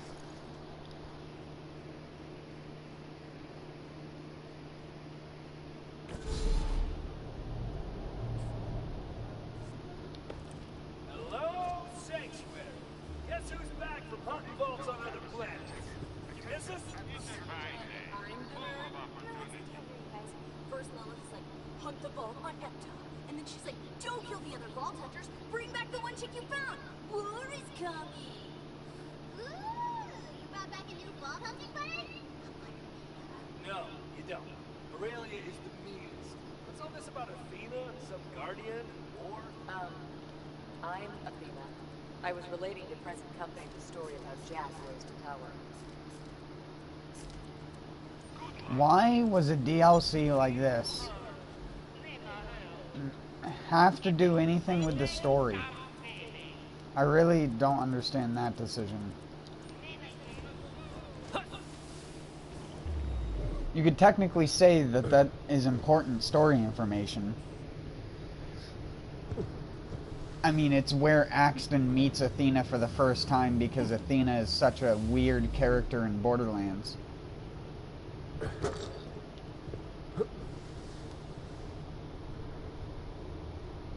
Look up what Athena looks like in Borderlands 1 and you'll be just like, what the fuck? Hello, visitors! Welcome to the Holodome, a holographic projector dimension. My name is 8010-TP, but you can call me Holotrap, and I will be your indestructible guide through the simulation. Suivez-moi. That means follow me. Aww, we missed how Jack made the loaders. Athena, tell it again. I've already told it twice. I'm not... Please! Death Trap really wants to hear it. Not his ancestors, All right. We had just gotten to the Helios space station to find it under attack. Wait, Why does she get to have Death Trap out all the time? Yeah, just give us the bluff notes. the... what? You know, the short, important parts of the video that watches novels in school. Yeah, the parts where you shot people, killed stuff, And made robots. and blew up Jack's favorite toy. Fine.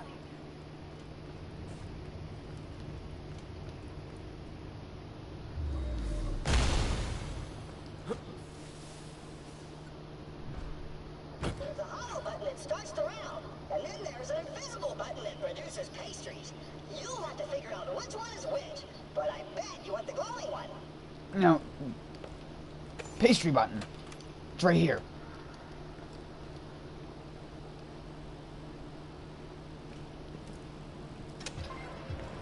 I wish. Oh, cool. Jump pads.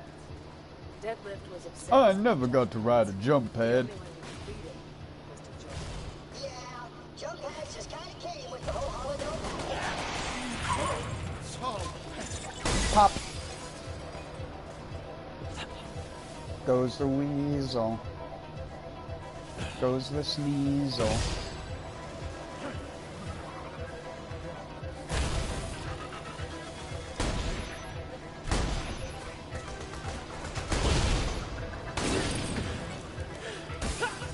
Bop.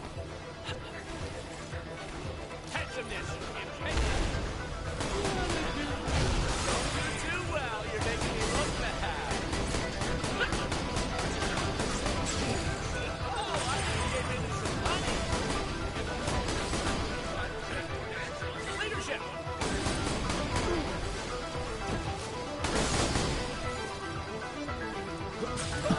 He didn't even know that he was about to be obliterated.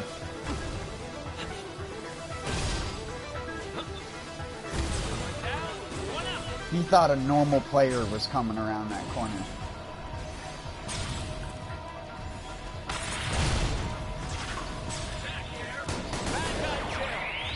Leadership.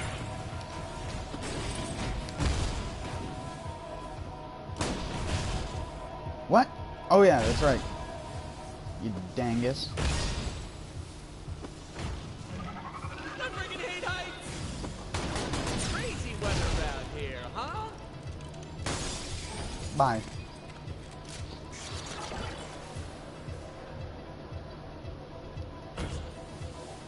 Look at that body.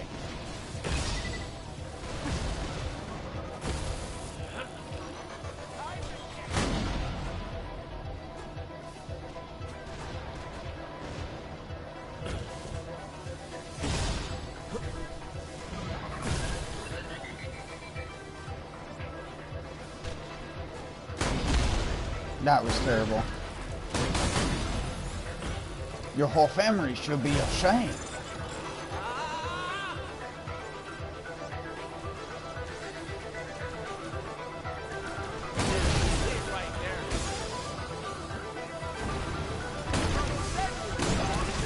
Damn it.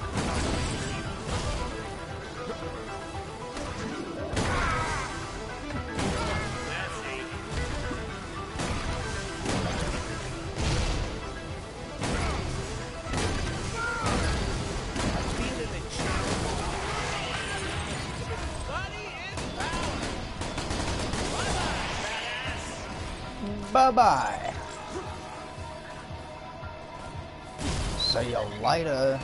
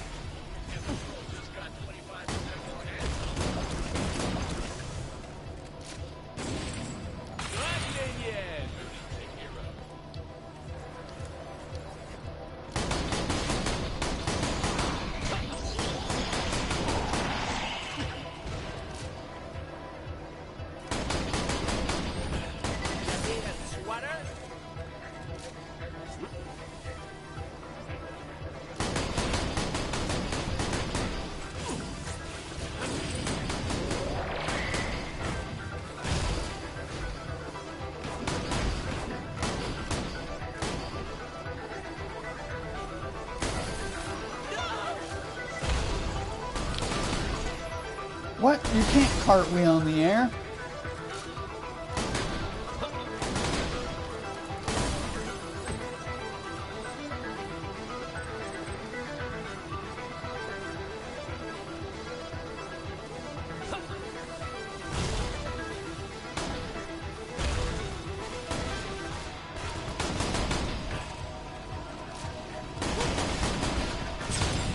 But which one's the real me?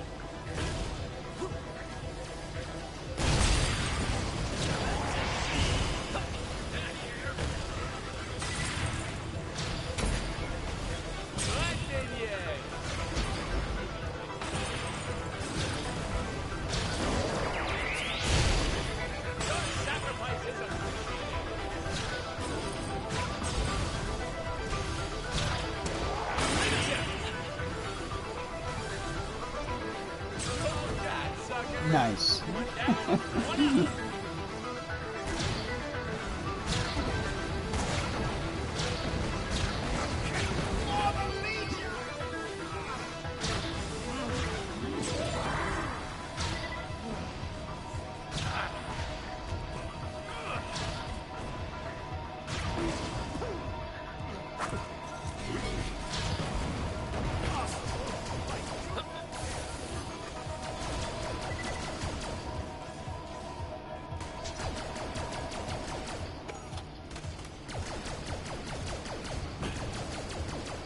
This'll be good.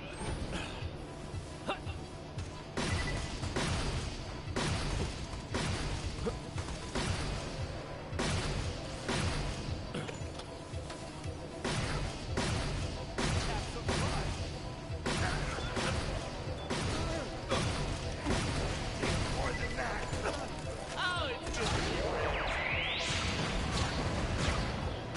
Give me another jack.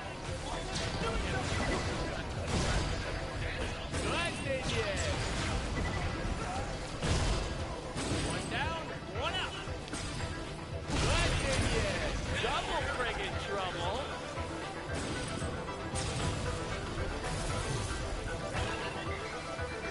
Down, one out.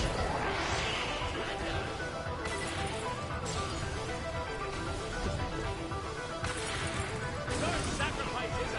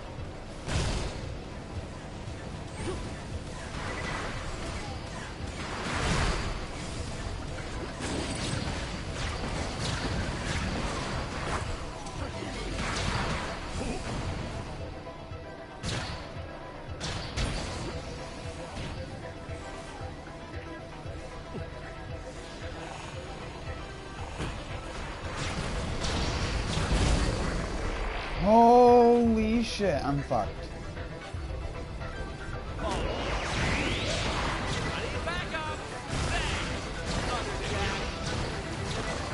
Learn my lesson.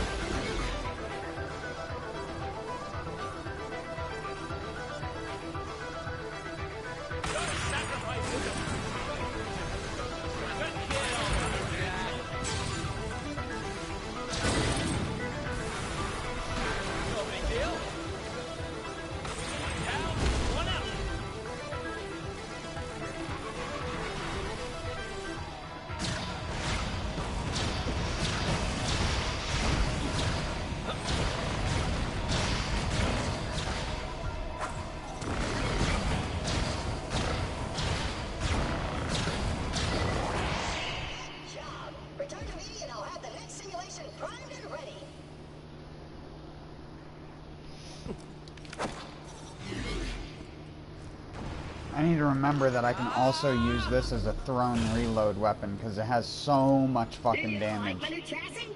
I designed it myself.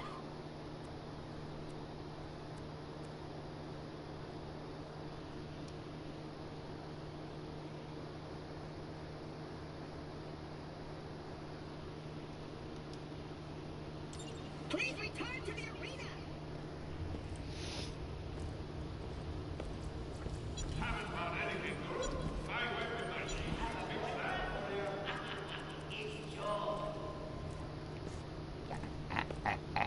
It's a joke.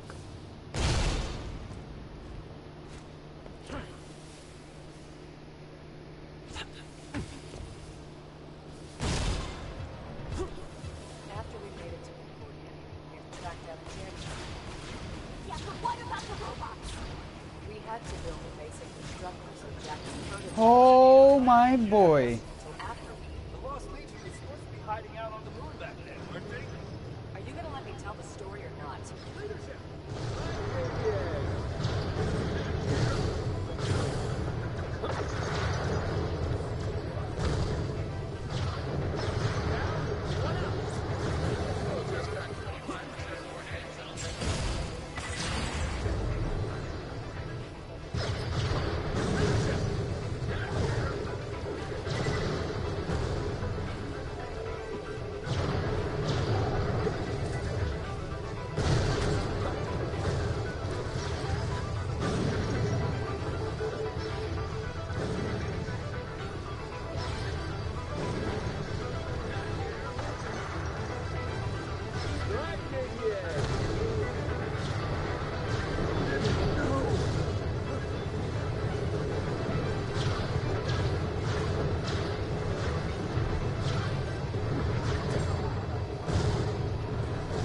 Fly down.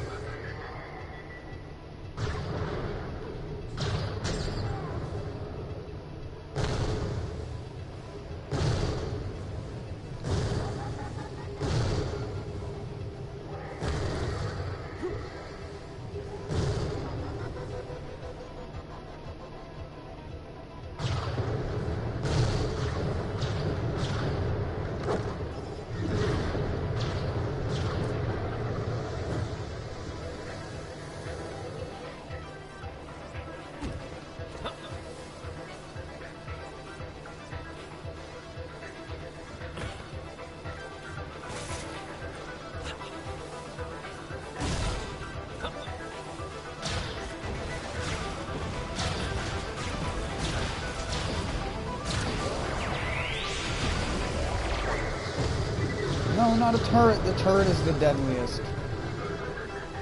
Let's get sexy! See you later.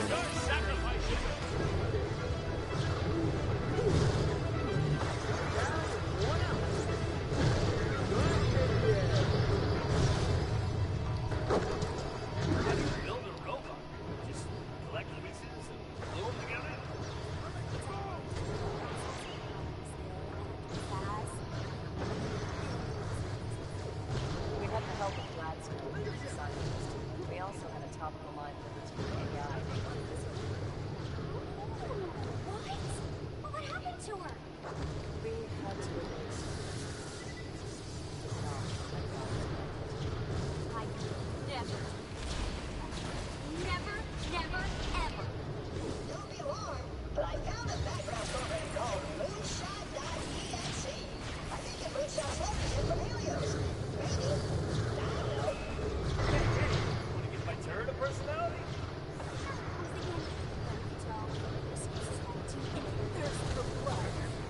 No, why would you ever do that? You're an insane person who's also dumb.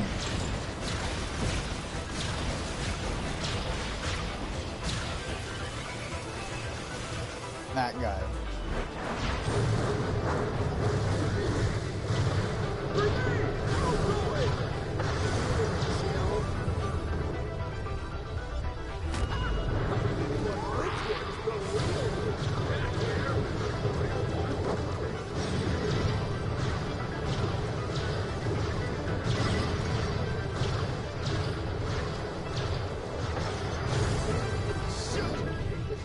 Oh my god, I keep hitting Jax.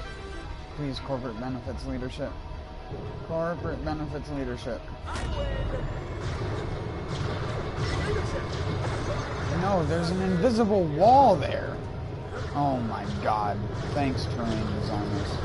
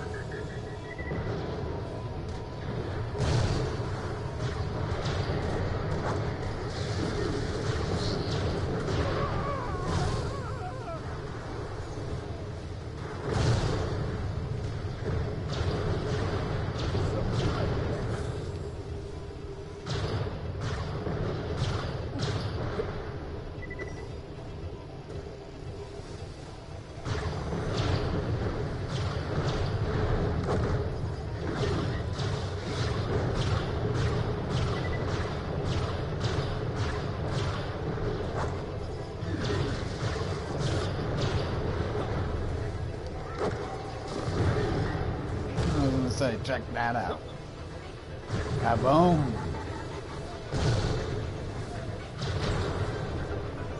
I think you're not feeling kaboom enough, so you need to go kaboom!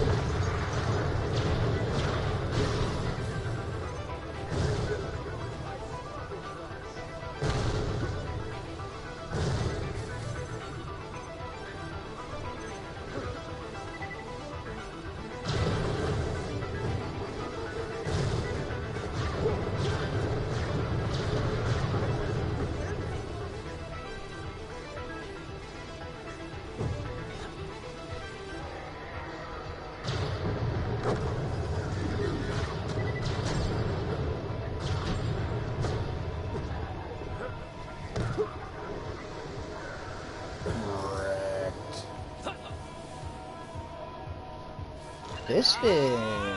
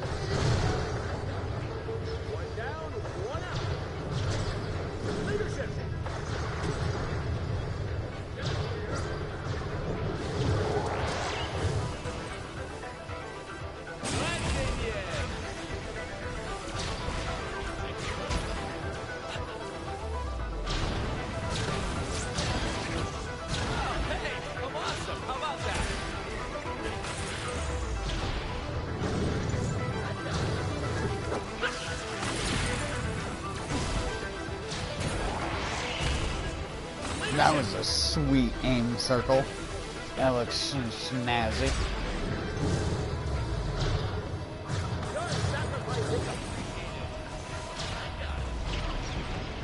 Thing looks so tiny from over there. That is tiny. Wait, no it's not. What? That looks so tiny.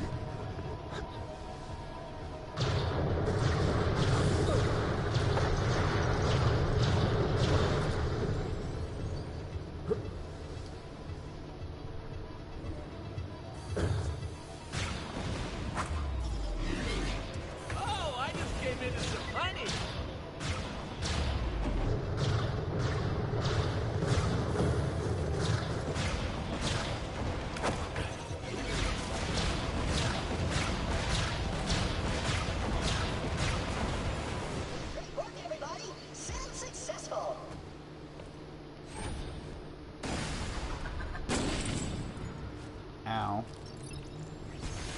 Noted.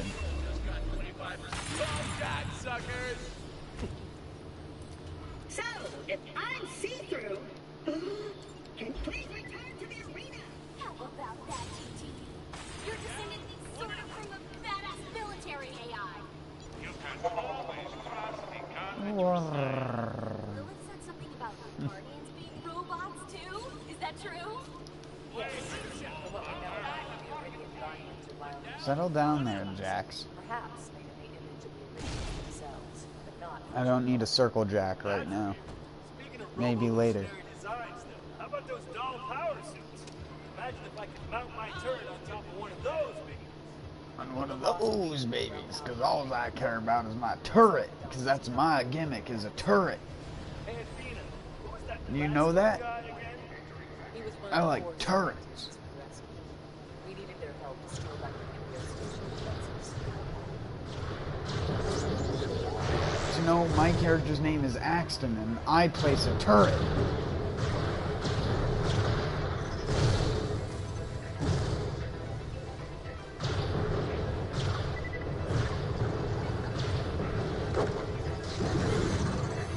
What? Wait, what? What did I critical with?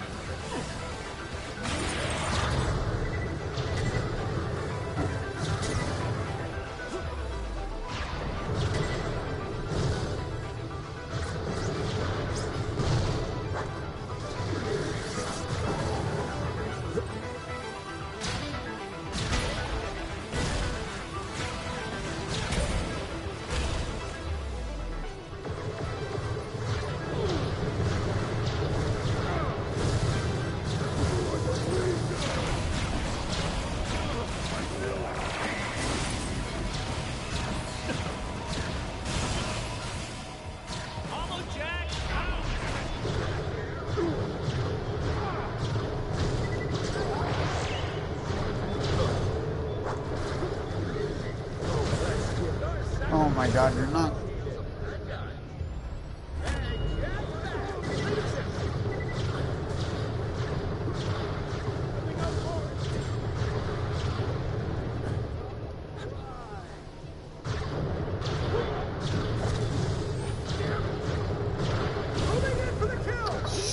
Shart, I gotta stop doing that. I really do.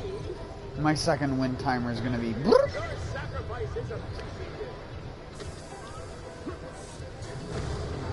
Gladstone!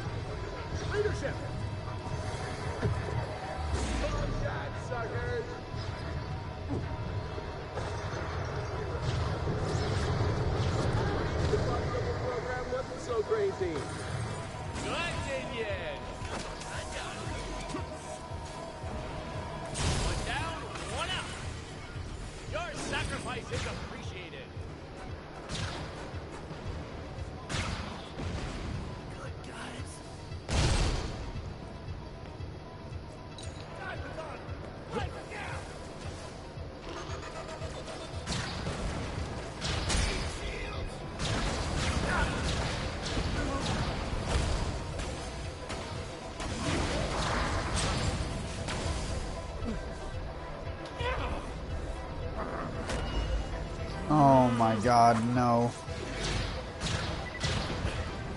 We're gonna have to play like pussies.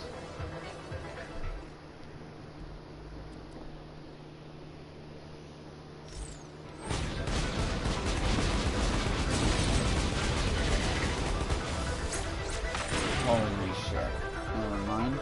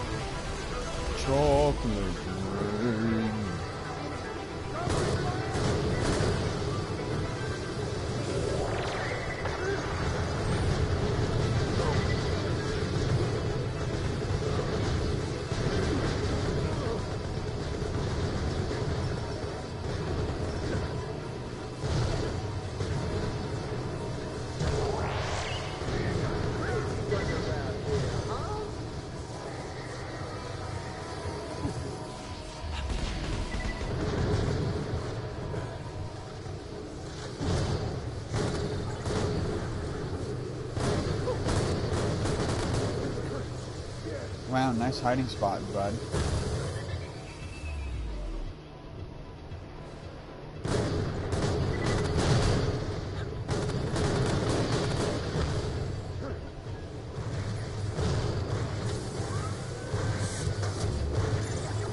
Once you get those guys to the sunshine zone, I can happily extract them from the holodome.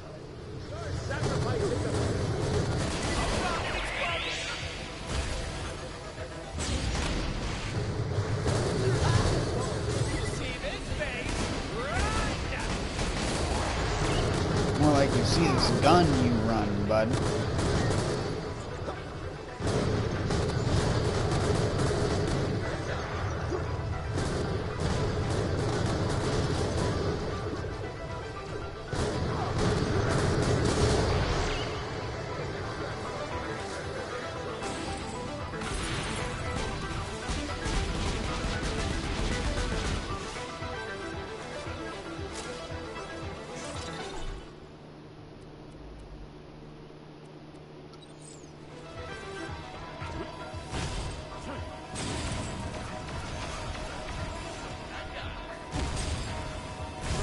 To another.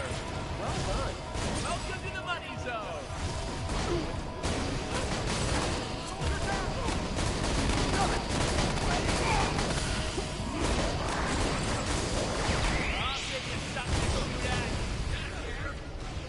Hey, I'm not dead. How about that? Your sacrifice is appreciated.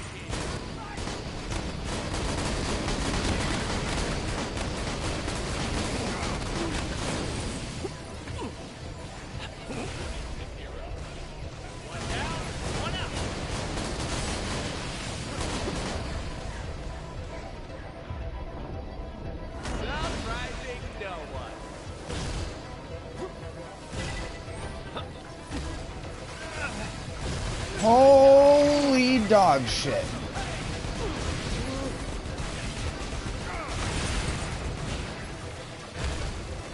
Leadership.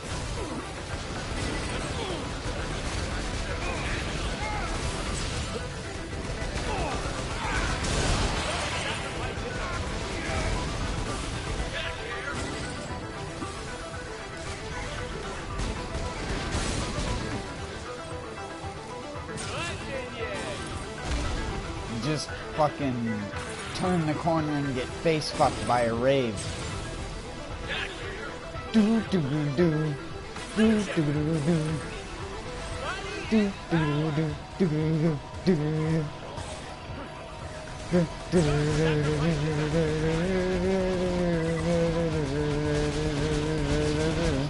the rude shitstorm.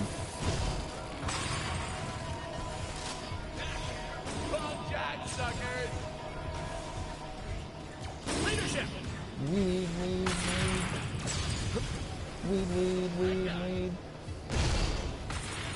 Your sacrifice is appreciated. Yes, Warren, that was the ray of sunshine, not the death ray. Weed.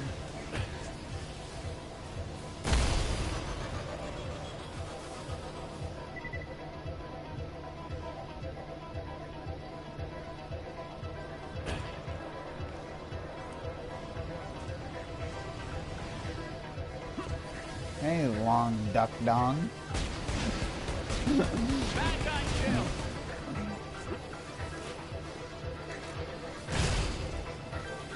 That's a 10 out of 10 name.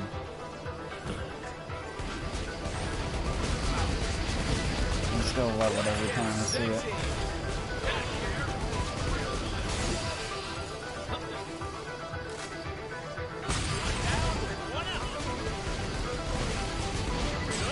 Whoa, what was he doing? What did he think he was in, like a freaking Gundam suit?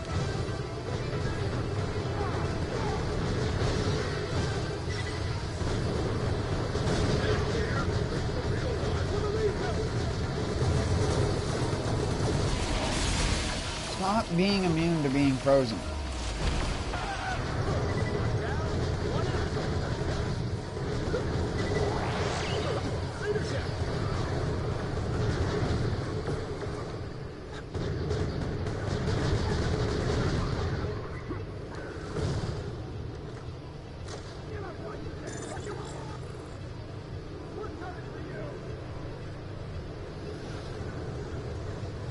The Blob?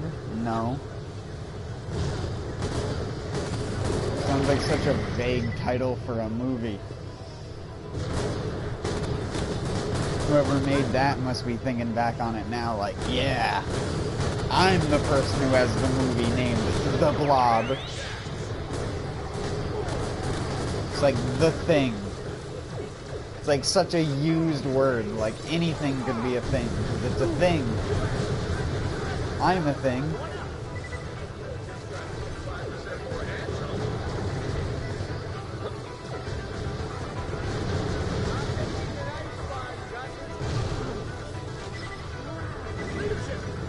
I'll be the next The Thing.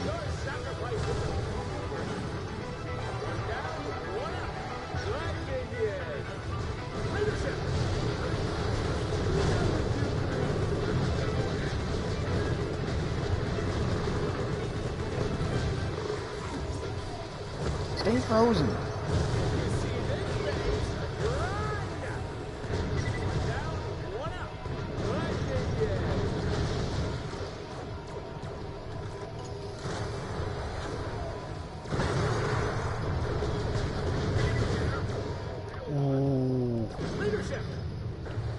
Oh yeah, I got a laser discer. I'm not using it now because I kept killing myself with it. Because I hit my own jacks. Even though I love this weapon. I just can't afford to die on accident.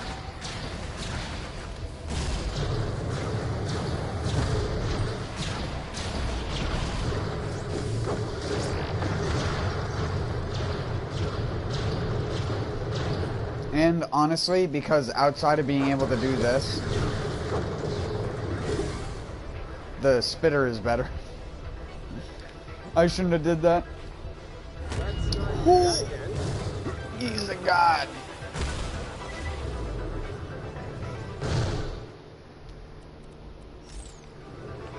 He's a TD or god.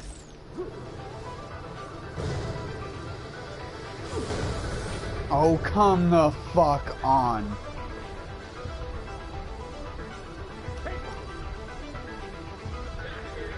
Get the putty! How did you get down there?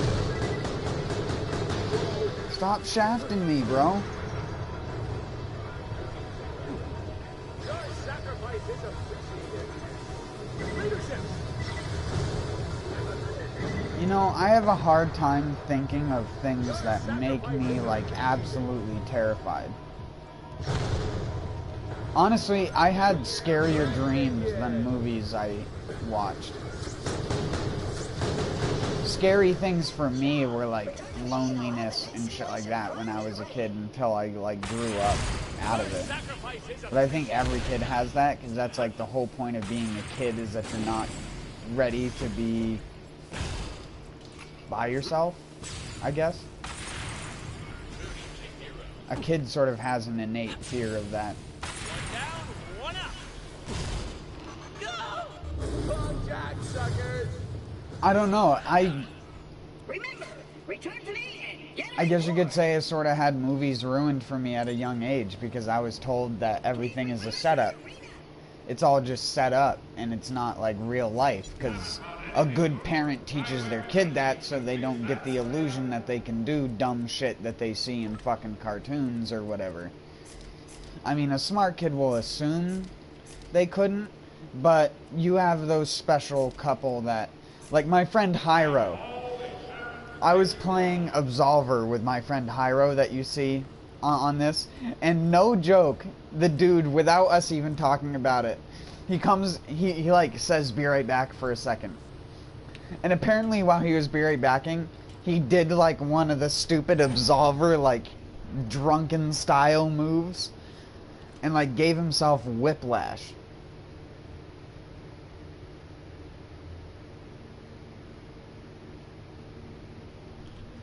And he comes back on mic and he's like, whoa, I can't do that stuff. And I'm like, Hyro, you realize you're the definition of why they say video games are impressionable to kids. And I'm like, You literally just did the exact thing that the people in the media say people do. And smart people like me have to go, no. No kid goes out and tries to karate chop something because they saw it in a video game. Yeah, apparently they do. Apparently if they're dumb enough to be a Hyro.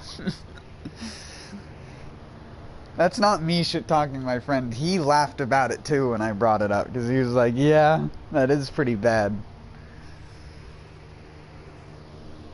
I'm gonna go out for a smoke real quick.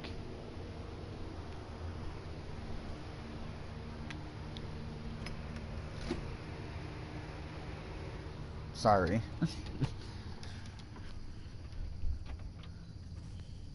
It's getting nippy out. Nippy.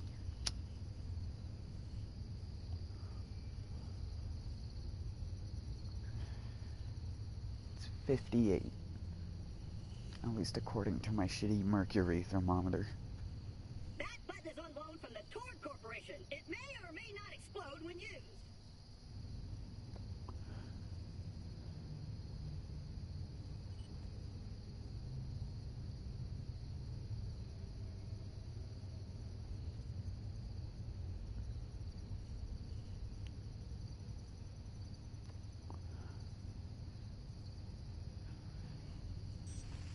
I had made these little wooden sticks for my peas to climb up because I didn't have trellises and I didn't have enough space to stick an actual trellis in.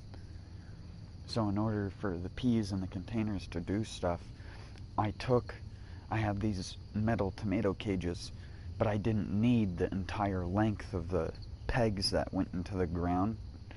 So I cut them off halfway, and then I just daisy chained sticks together and just tied sticks on at different angles using twine.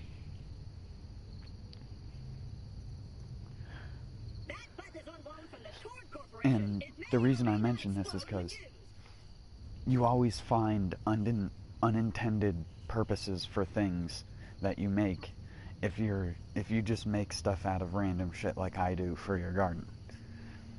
And the reason I say that is we have a lot of dragonflies, specifically steel blue dragonflies and brown dragonflies. And these little wooden sticks that I have, they're all like shaved nicely and clean because of me whittling them a little bit to connect them easier, so it wasn't just a bunch of rough bark that was making my hand hurt.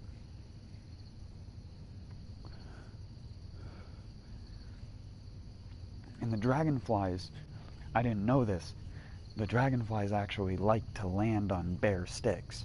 They don't like to land on plants that often that have actual leaf matter, or they prefer to land on plants that have little to no leaf matter. And they land on the tops of these little branching sticks that I have, and they just sit there and wait for bugs to pass by, and then they snatch them.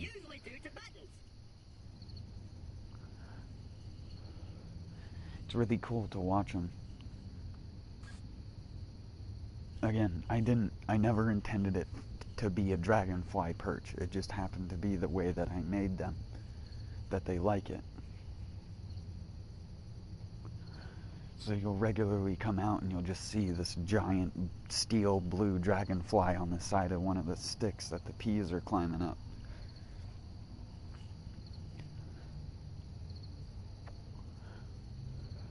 Flying aphids, mosquitoes, anything like that. They like a hawk to a mouse. There's a lot of good slow motion videos on YouTube because of course you can't see that shit in real time. They're so fast when they do it, you can't like see them catch stuff even though you know that they do. They're voracious. They eat multiple times their body size in a day. And then there's an invisible button that produces pastries. You'll have to figure out which one is which, but I bet you want the glowing one. And they're great to have in the garden. A lot of people, again, they get all squeamish or hate different kinds of insects, but You want predatory insects like that. And it's why I don't use chemicals like pyrethrin on my plants even when I have aphids. I just spray them off and try to introduce things that kill them. I'll just pick things out from the bushes that are around my yard and congregate them in one area, like funnel weavers, leaf curling, sac spiders, all those kinds of things that are literal just sit there and create a giant mess of web inside of the middle of the plant, which doesn't affect the plant's growth at all. So, and if an aphid or an ant that plants the aphid tries to go up to the leaf where the spider is, they get nabbed, and it stops the process at the start. Inside, you will find a spectacularly holographic device, which you must push to begin your fantastically holographic simulation. Godspeed, Bolt Hunter. If I could, I'd introduce enough funnel weavers to make the entire outside of the pots just webbing. Just have mats of webbing that trap everything in as they try to get in. I love spiders, so I do everything I can to keep them in my containers and shit. Like I've said before, I've taken garden spiders out of friends' yards because they are like squeamish of spiders and just hate them even if they're beneficial. So they'll be like, "Do you want it?" Because they know that I like spiders, and I'll just get a plastic container and scoop it up in, and then I'll just go and dump it in one of my containers that I have all next to each other. And a good portion of the time, like I said, it doesn't set up where I put it. It sets up like 2 to 3 feet over on plants that I'm not growing, and it, like, I move them back several times, and eventually they'll set up on the plants that I'm trying to get them on.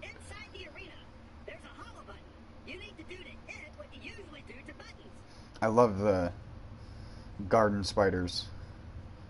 Those things are very effective because they also eat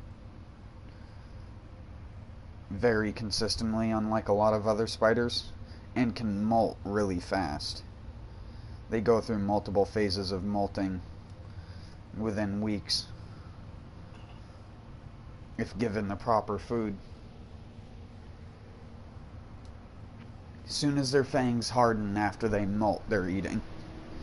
If you don't know that about a spider, when a spider molts, their fangs become soft and white until they reach full maturity. Or, sorry, not until they reach full maturity. Until it, like, there's like a brief period where the actual exoskeleton has to mature and harden, is what I meant to say.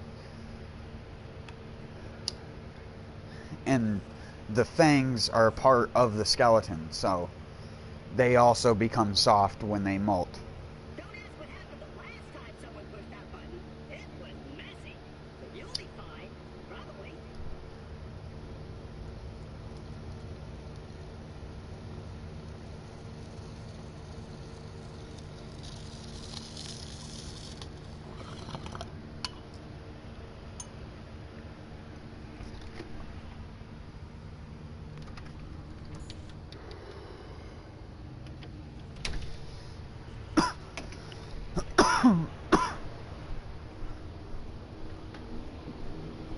I've had a skunk that's been digging in my yard recently.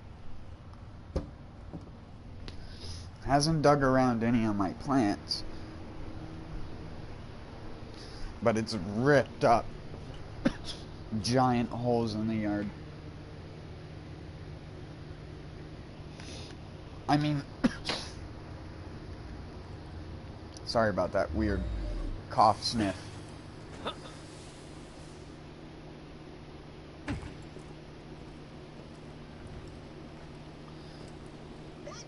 Also, yeah, you can see me on cam. I've never done any face cam videos, but I used to go on chat sites all the time that were webcam based, and I still do occasionally. I just never, like, post notifications on it, because half of the half of the places that I go on, I have a pretty bad reputation, so I normally get into arguments and like shit with people, but I do it for fun. The Dog Corporation was trying to kill I am not surprised. Failure was not an option for Dustin or the Lost Legion, even though they had been trapped long And it's not fun when people take it to heart to the point of permanently banning you because you're telling them factual information that they don't want to hear. Because that's my favorite thing to do, honestly. As weird as that sounds, I love telling people, like, the fact that the matter is, sort of thing. Whatever topic that they might be talking about or anything.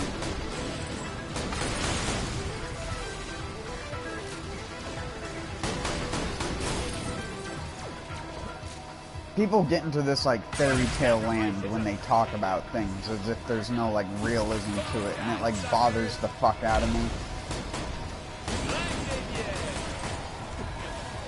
It's part of what is, like, dumbing down society, in my opinion.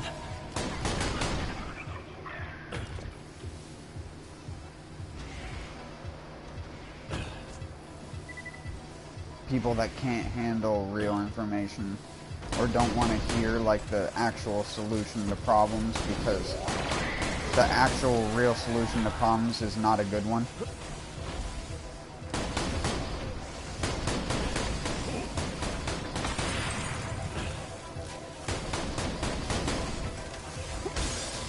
Problems don't fix themselves by being passive about it.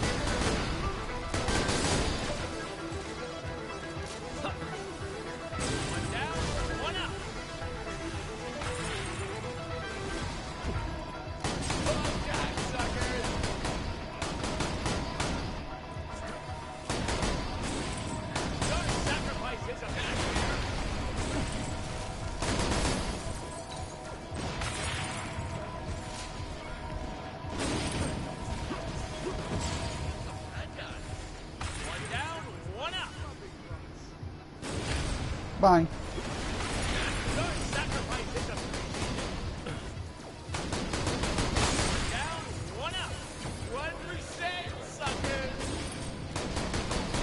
What?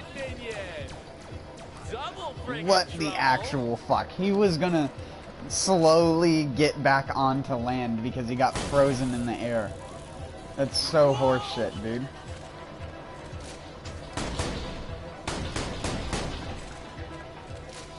That's some donkey load.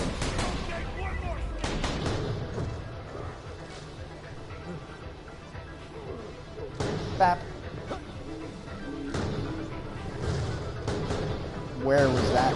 Where were you aiming, bud? He's like, no, don't kill him.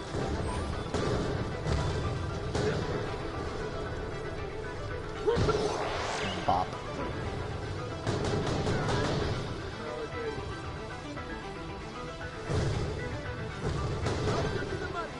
There we go.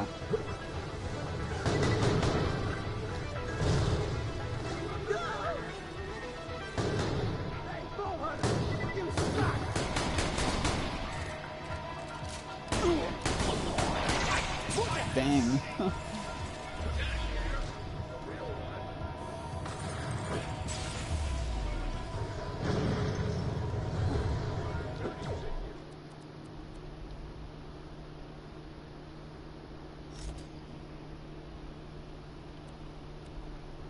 Oh yeah, that's right. This class mod sucks.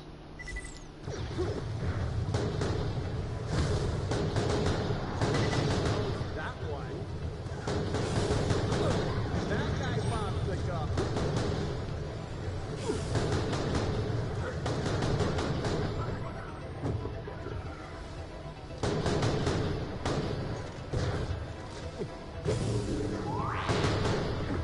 get him, boys!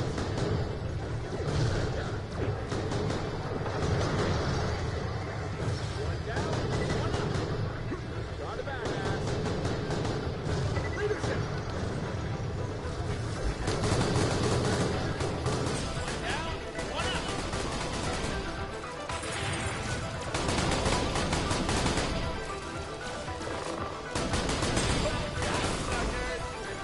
How? How much health? He had like millions of health.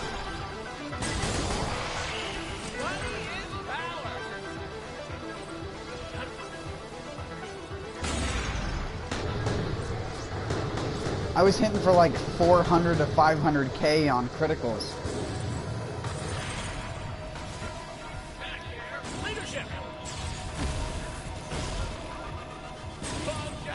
I don't like go on. I never went on there and like insulted people or like attacked anyone. I always just made people be more real. That's all I tried to do.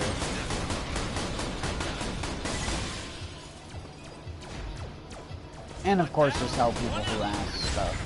Because of course not everyone I met on there I did that to or dislike, but...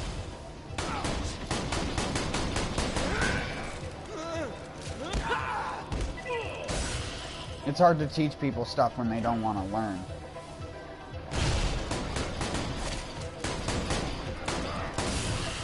It's like I always tell my friend Hyro, if you do bad in school, it's probably... If you do bad in school, but you're not dumb, then it's probably because you don't care about learning, unless you're so really bad at it. But being smart is about your ability to learn and not knowledge.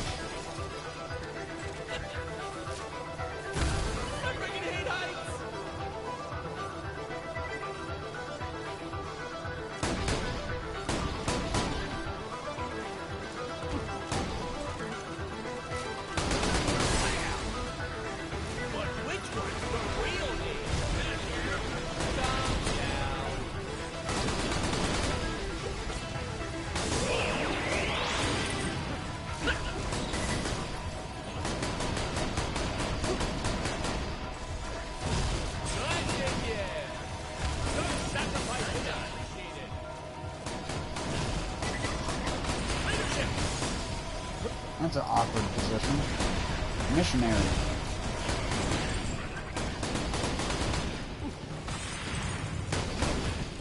That video was sponsored by Hyperion. Your sacrifice is appreciated. And the Frozen's got 25% more handsome. One down, one up. Leadership. Oh, he killed himself.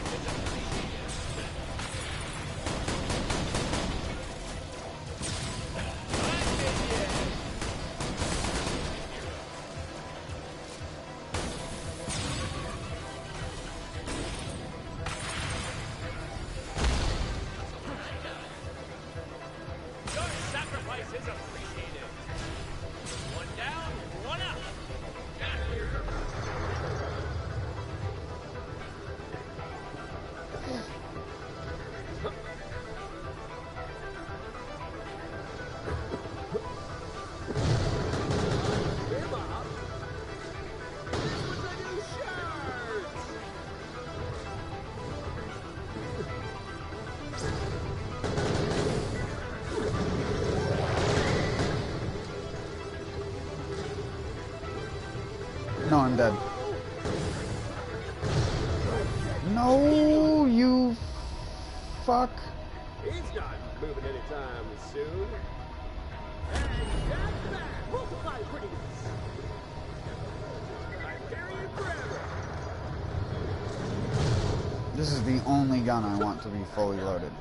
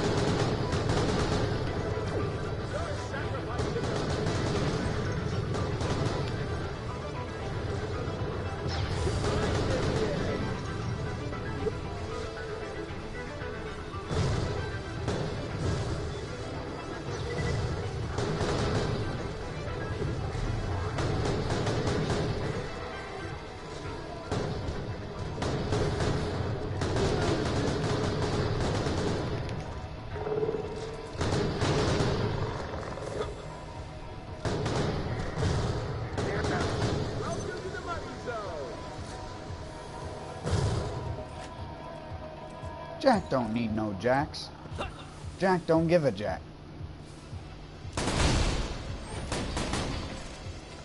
Let's get sexy. Just got 25% more hands up. One down, one up.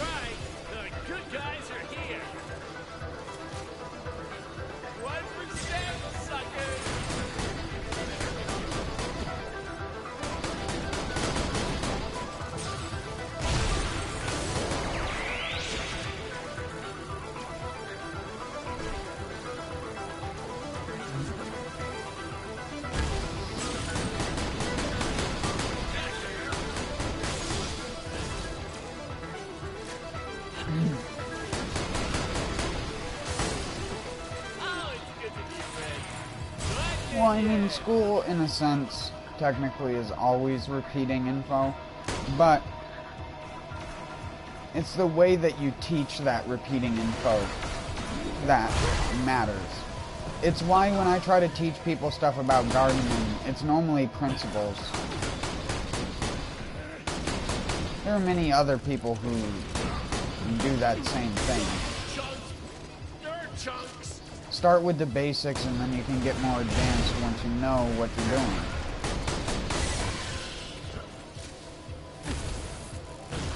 Same with anything. It's like learning how to use software on a computer. It doesn't matter if you're a software engineer. If you're given a completely different type of software than what you've worked on, you're going to have to sit there and learn. Like, you're going to know how to make it, but you're not going to know how that person did theirs, so you're going to have to figure it out for yourself. And you see the same sort of thing in, like, engineering. It's like, yeah, there are fundamentals to it, but the way a Honda is built is way different from a Ford Mustang.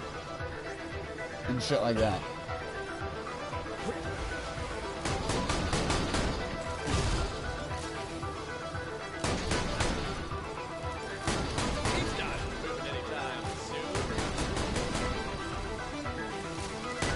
I personally feel that school should also teach you real life stuff.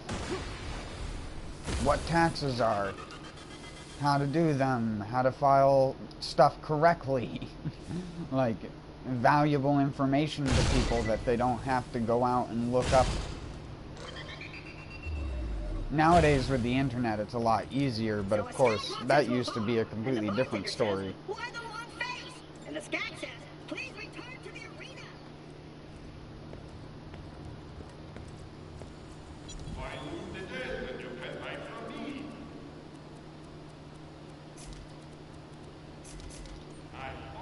This is probably going to be the last thing that I do, and then I'm going to get off for a little bit, because I'm really hungry. But you'll be fine, probably. And I didn't eat.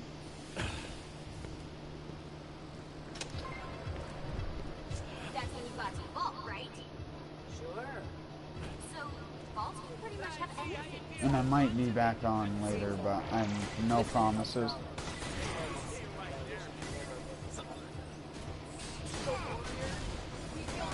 Get out of that thing! Watch your damn leg. So, you think the Zarpadons should have destroyed the moon and the boat with it? Wiley was tempted to think that destroying the vault was the right path. I believe it was I just can't remember. Easy way. The last thing I had to eat today was like at around lunch. So like over 12 hours ago or so. And it was something that my friend made.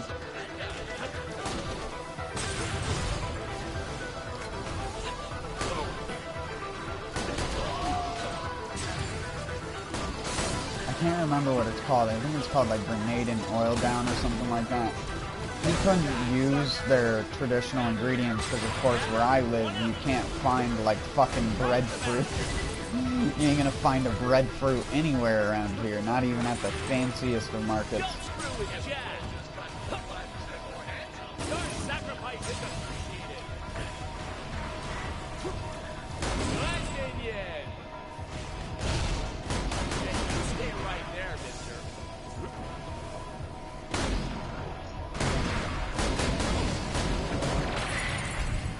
Oh fuck, this is... yeah, I'm done.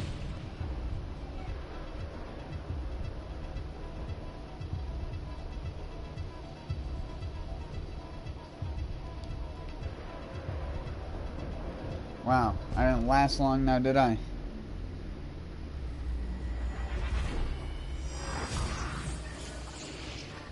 Also, I don't know what that has to do with anything. A Honda will win races against a Mustang.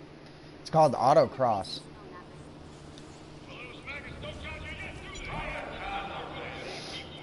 I think you forget that Acura exists as well.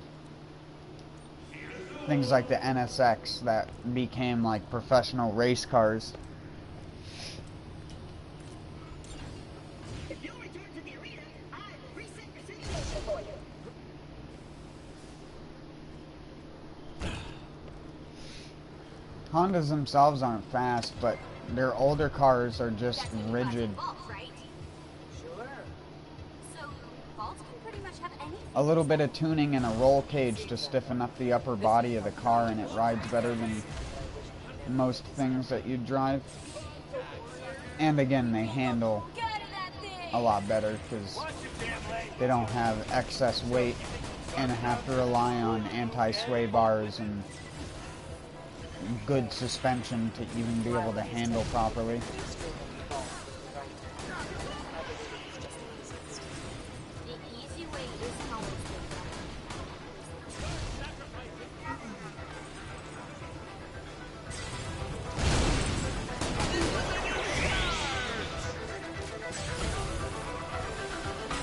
Just because a car can beat another car in a straight line, don't mean it can beat it around a turn.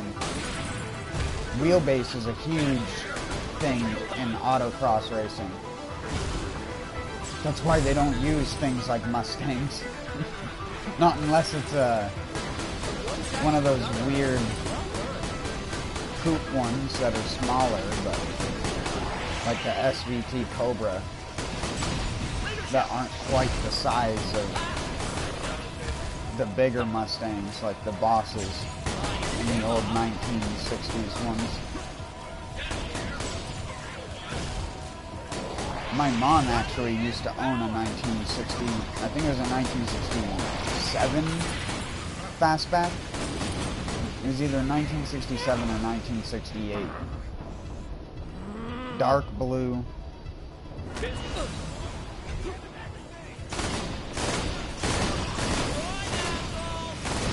Out of all the times I've reloaded this gun, I've never gotten this good until now.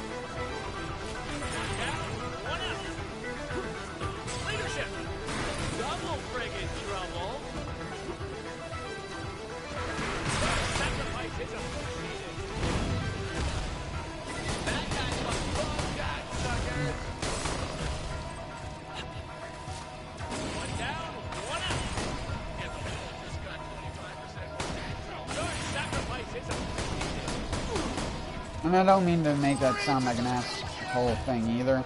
I'm an unbiased car person.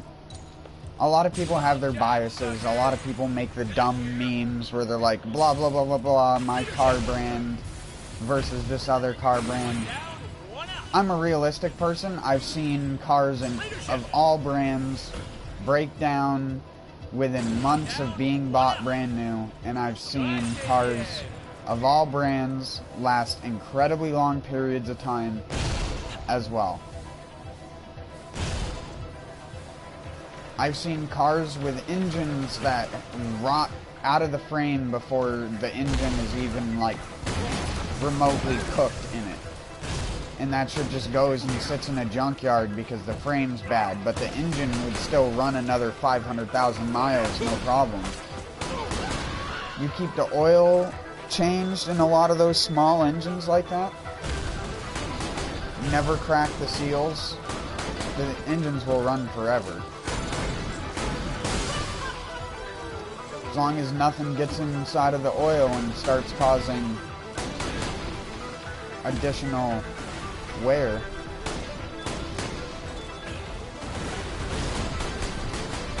I've talked about multiple times the guy who lives down the street from me who has, it's like a rat rod, hot rod style thing that he built himself. And it has an old, like tractor motor in it for like what used to be a water truck. And it's got this big ass,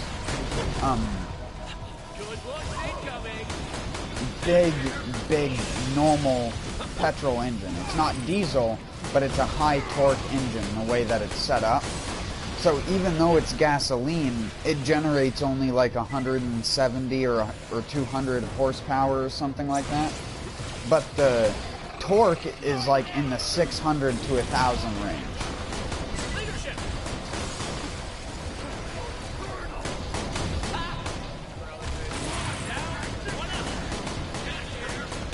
And I just thought that was like insane.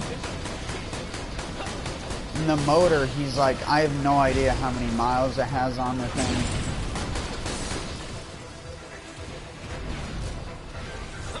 But it doesn't like leak oil anywhere. All he does is swap out a couple parts every once in a while and the engine still runs like it's brand new.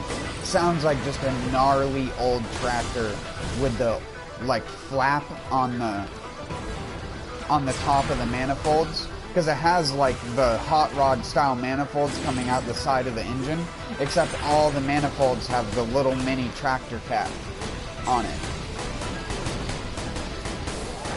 So you just hear that slapping with the like thing with the engine, and it's so great. That vehicle, when it's running, is like a mechanical marvel, even though the chassis of it isn't. The actual engine is like so nice to just hear it run.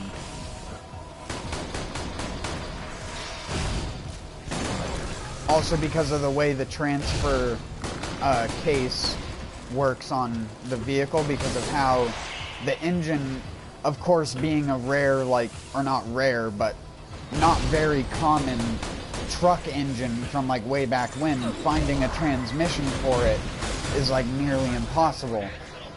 So they have to like make and lathe their own gears and stuff like that for the thing's transmission.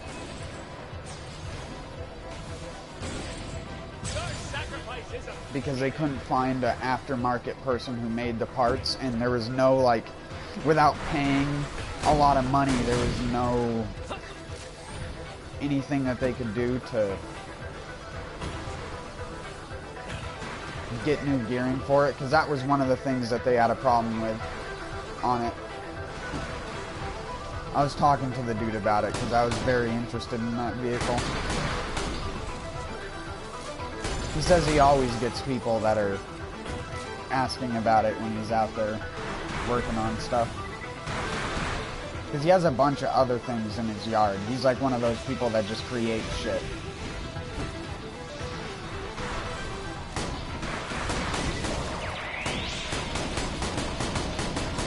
He connected like the rear chassis of a snowmobile to the front forks and like front suspension setup of a four-wheeler.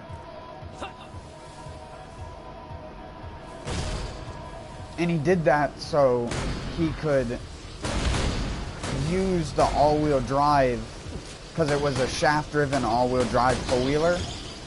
And he did it so he could make the all-wheel drive the track in the back and then still have the drive in the front, which he was going to put the mat track wheels that you can get for a four-wheeler on the front of it. So it would have two mat tracks on the front and then the snowmobile rear end. But the rear end of the snowmobile part came off of a shaft-driven sled, so he just made a modified drive shaft for it to connect up to it. And it looked really cool.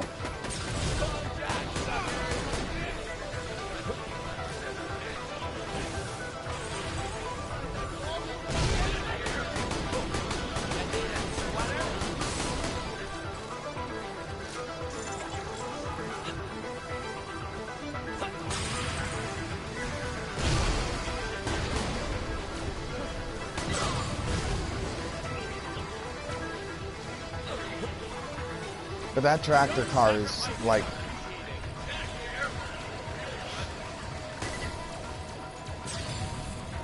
not something commonly seen in a lot of engineering. It gets horrible mileage too.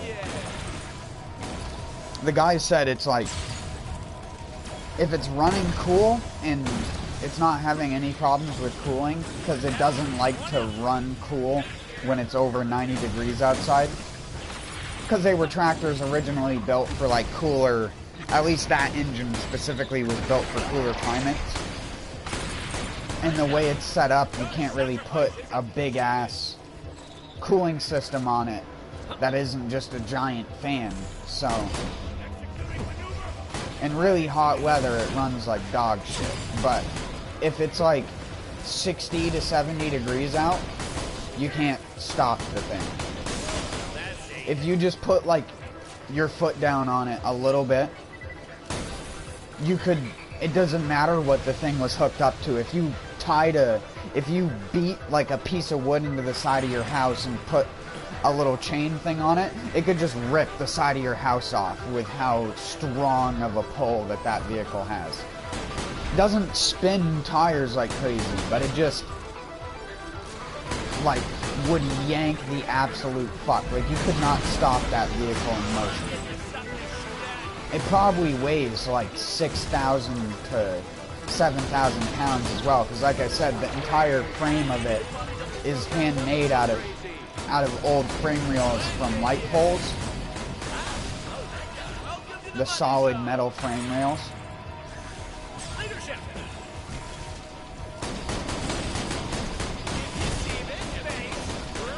I should have asked him where he even got those.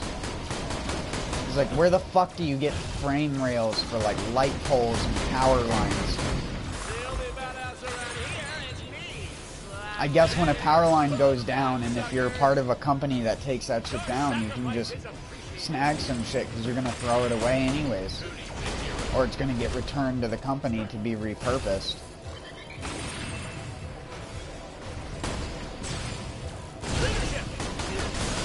Because they have new ones all ready to go up normally if a power line or a light pole or a traffic light goes down, so that it doesn't take very long to repair it. The hardest part is if the ground gets damaged where it was put in, because then they have to redo the foundation for the thing.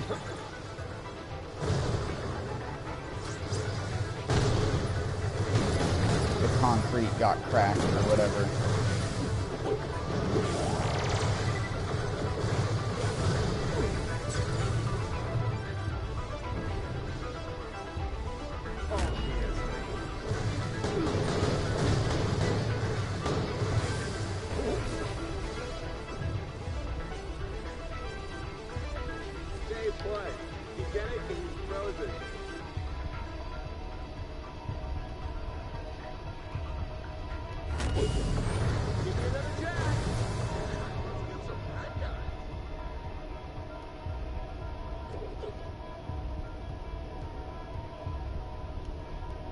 Oh my god. Well, I'm not gonna try and do that again. It'll take me too long. And I'm really hungry. That isn't quite how I remember it.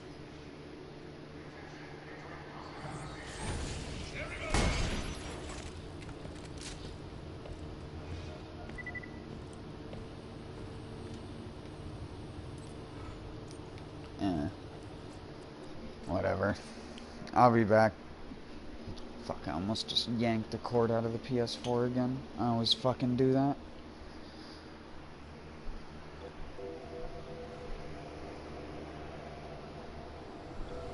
And stop doing that. But, I'll be back. Peace out, everyone.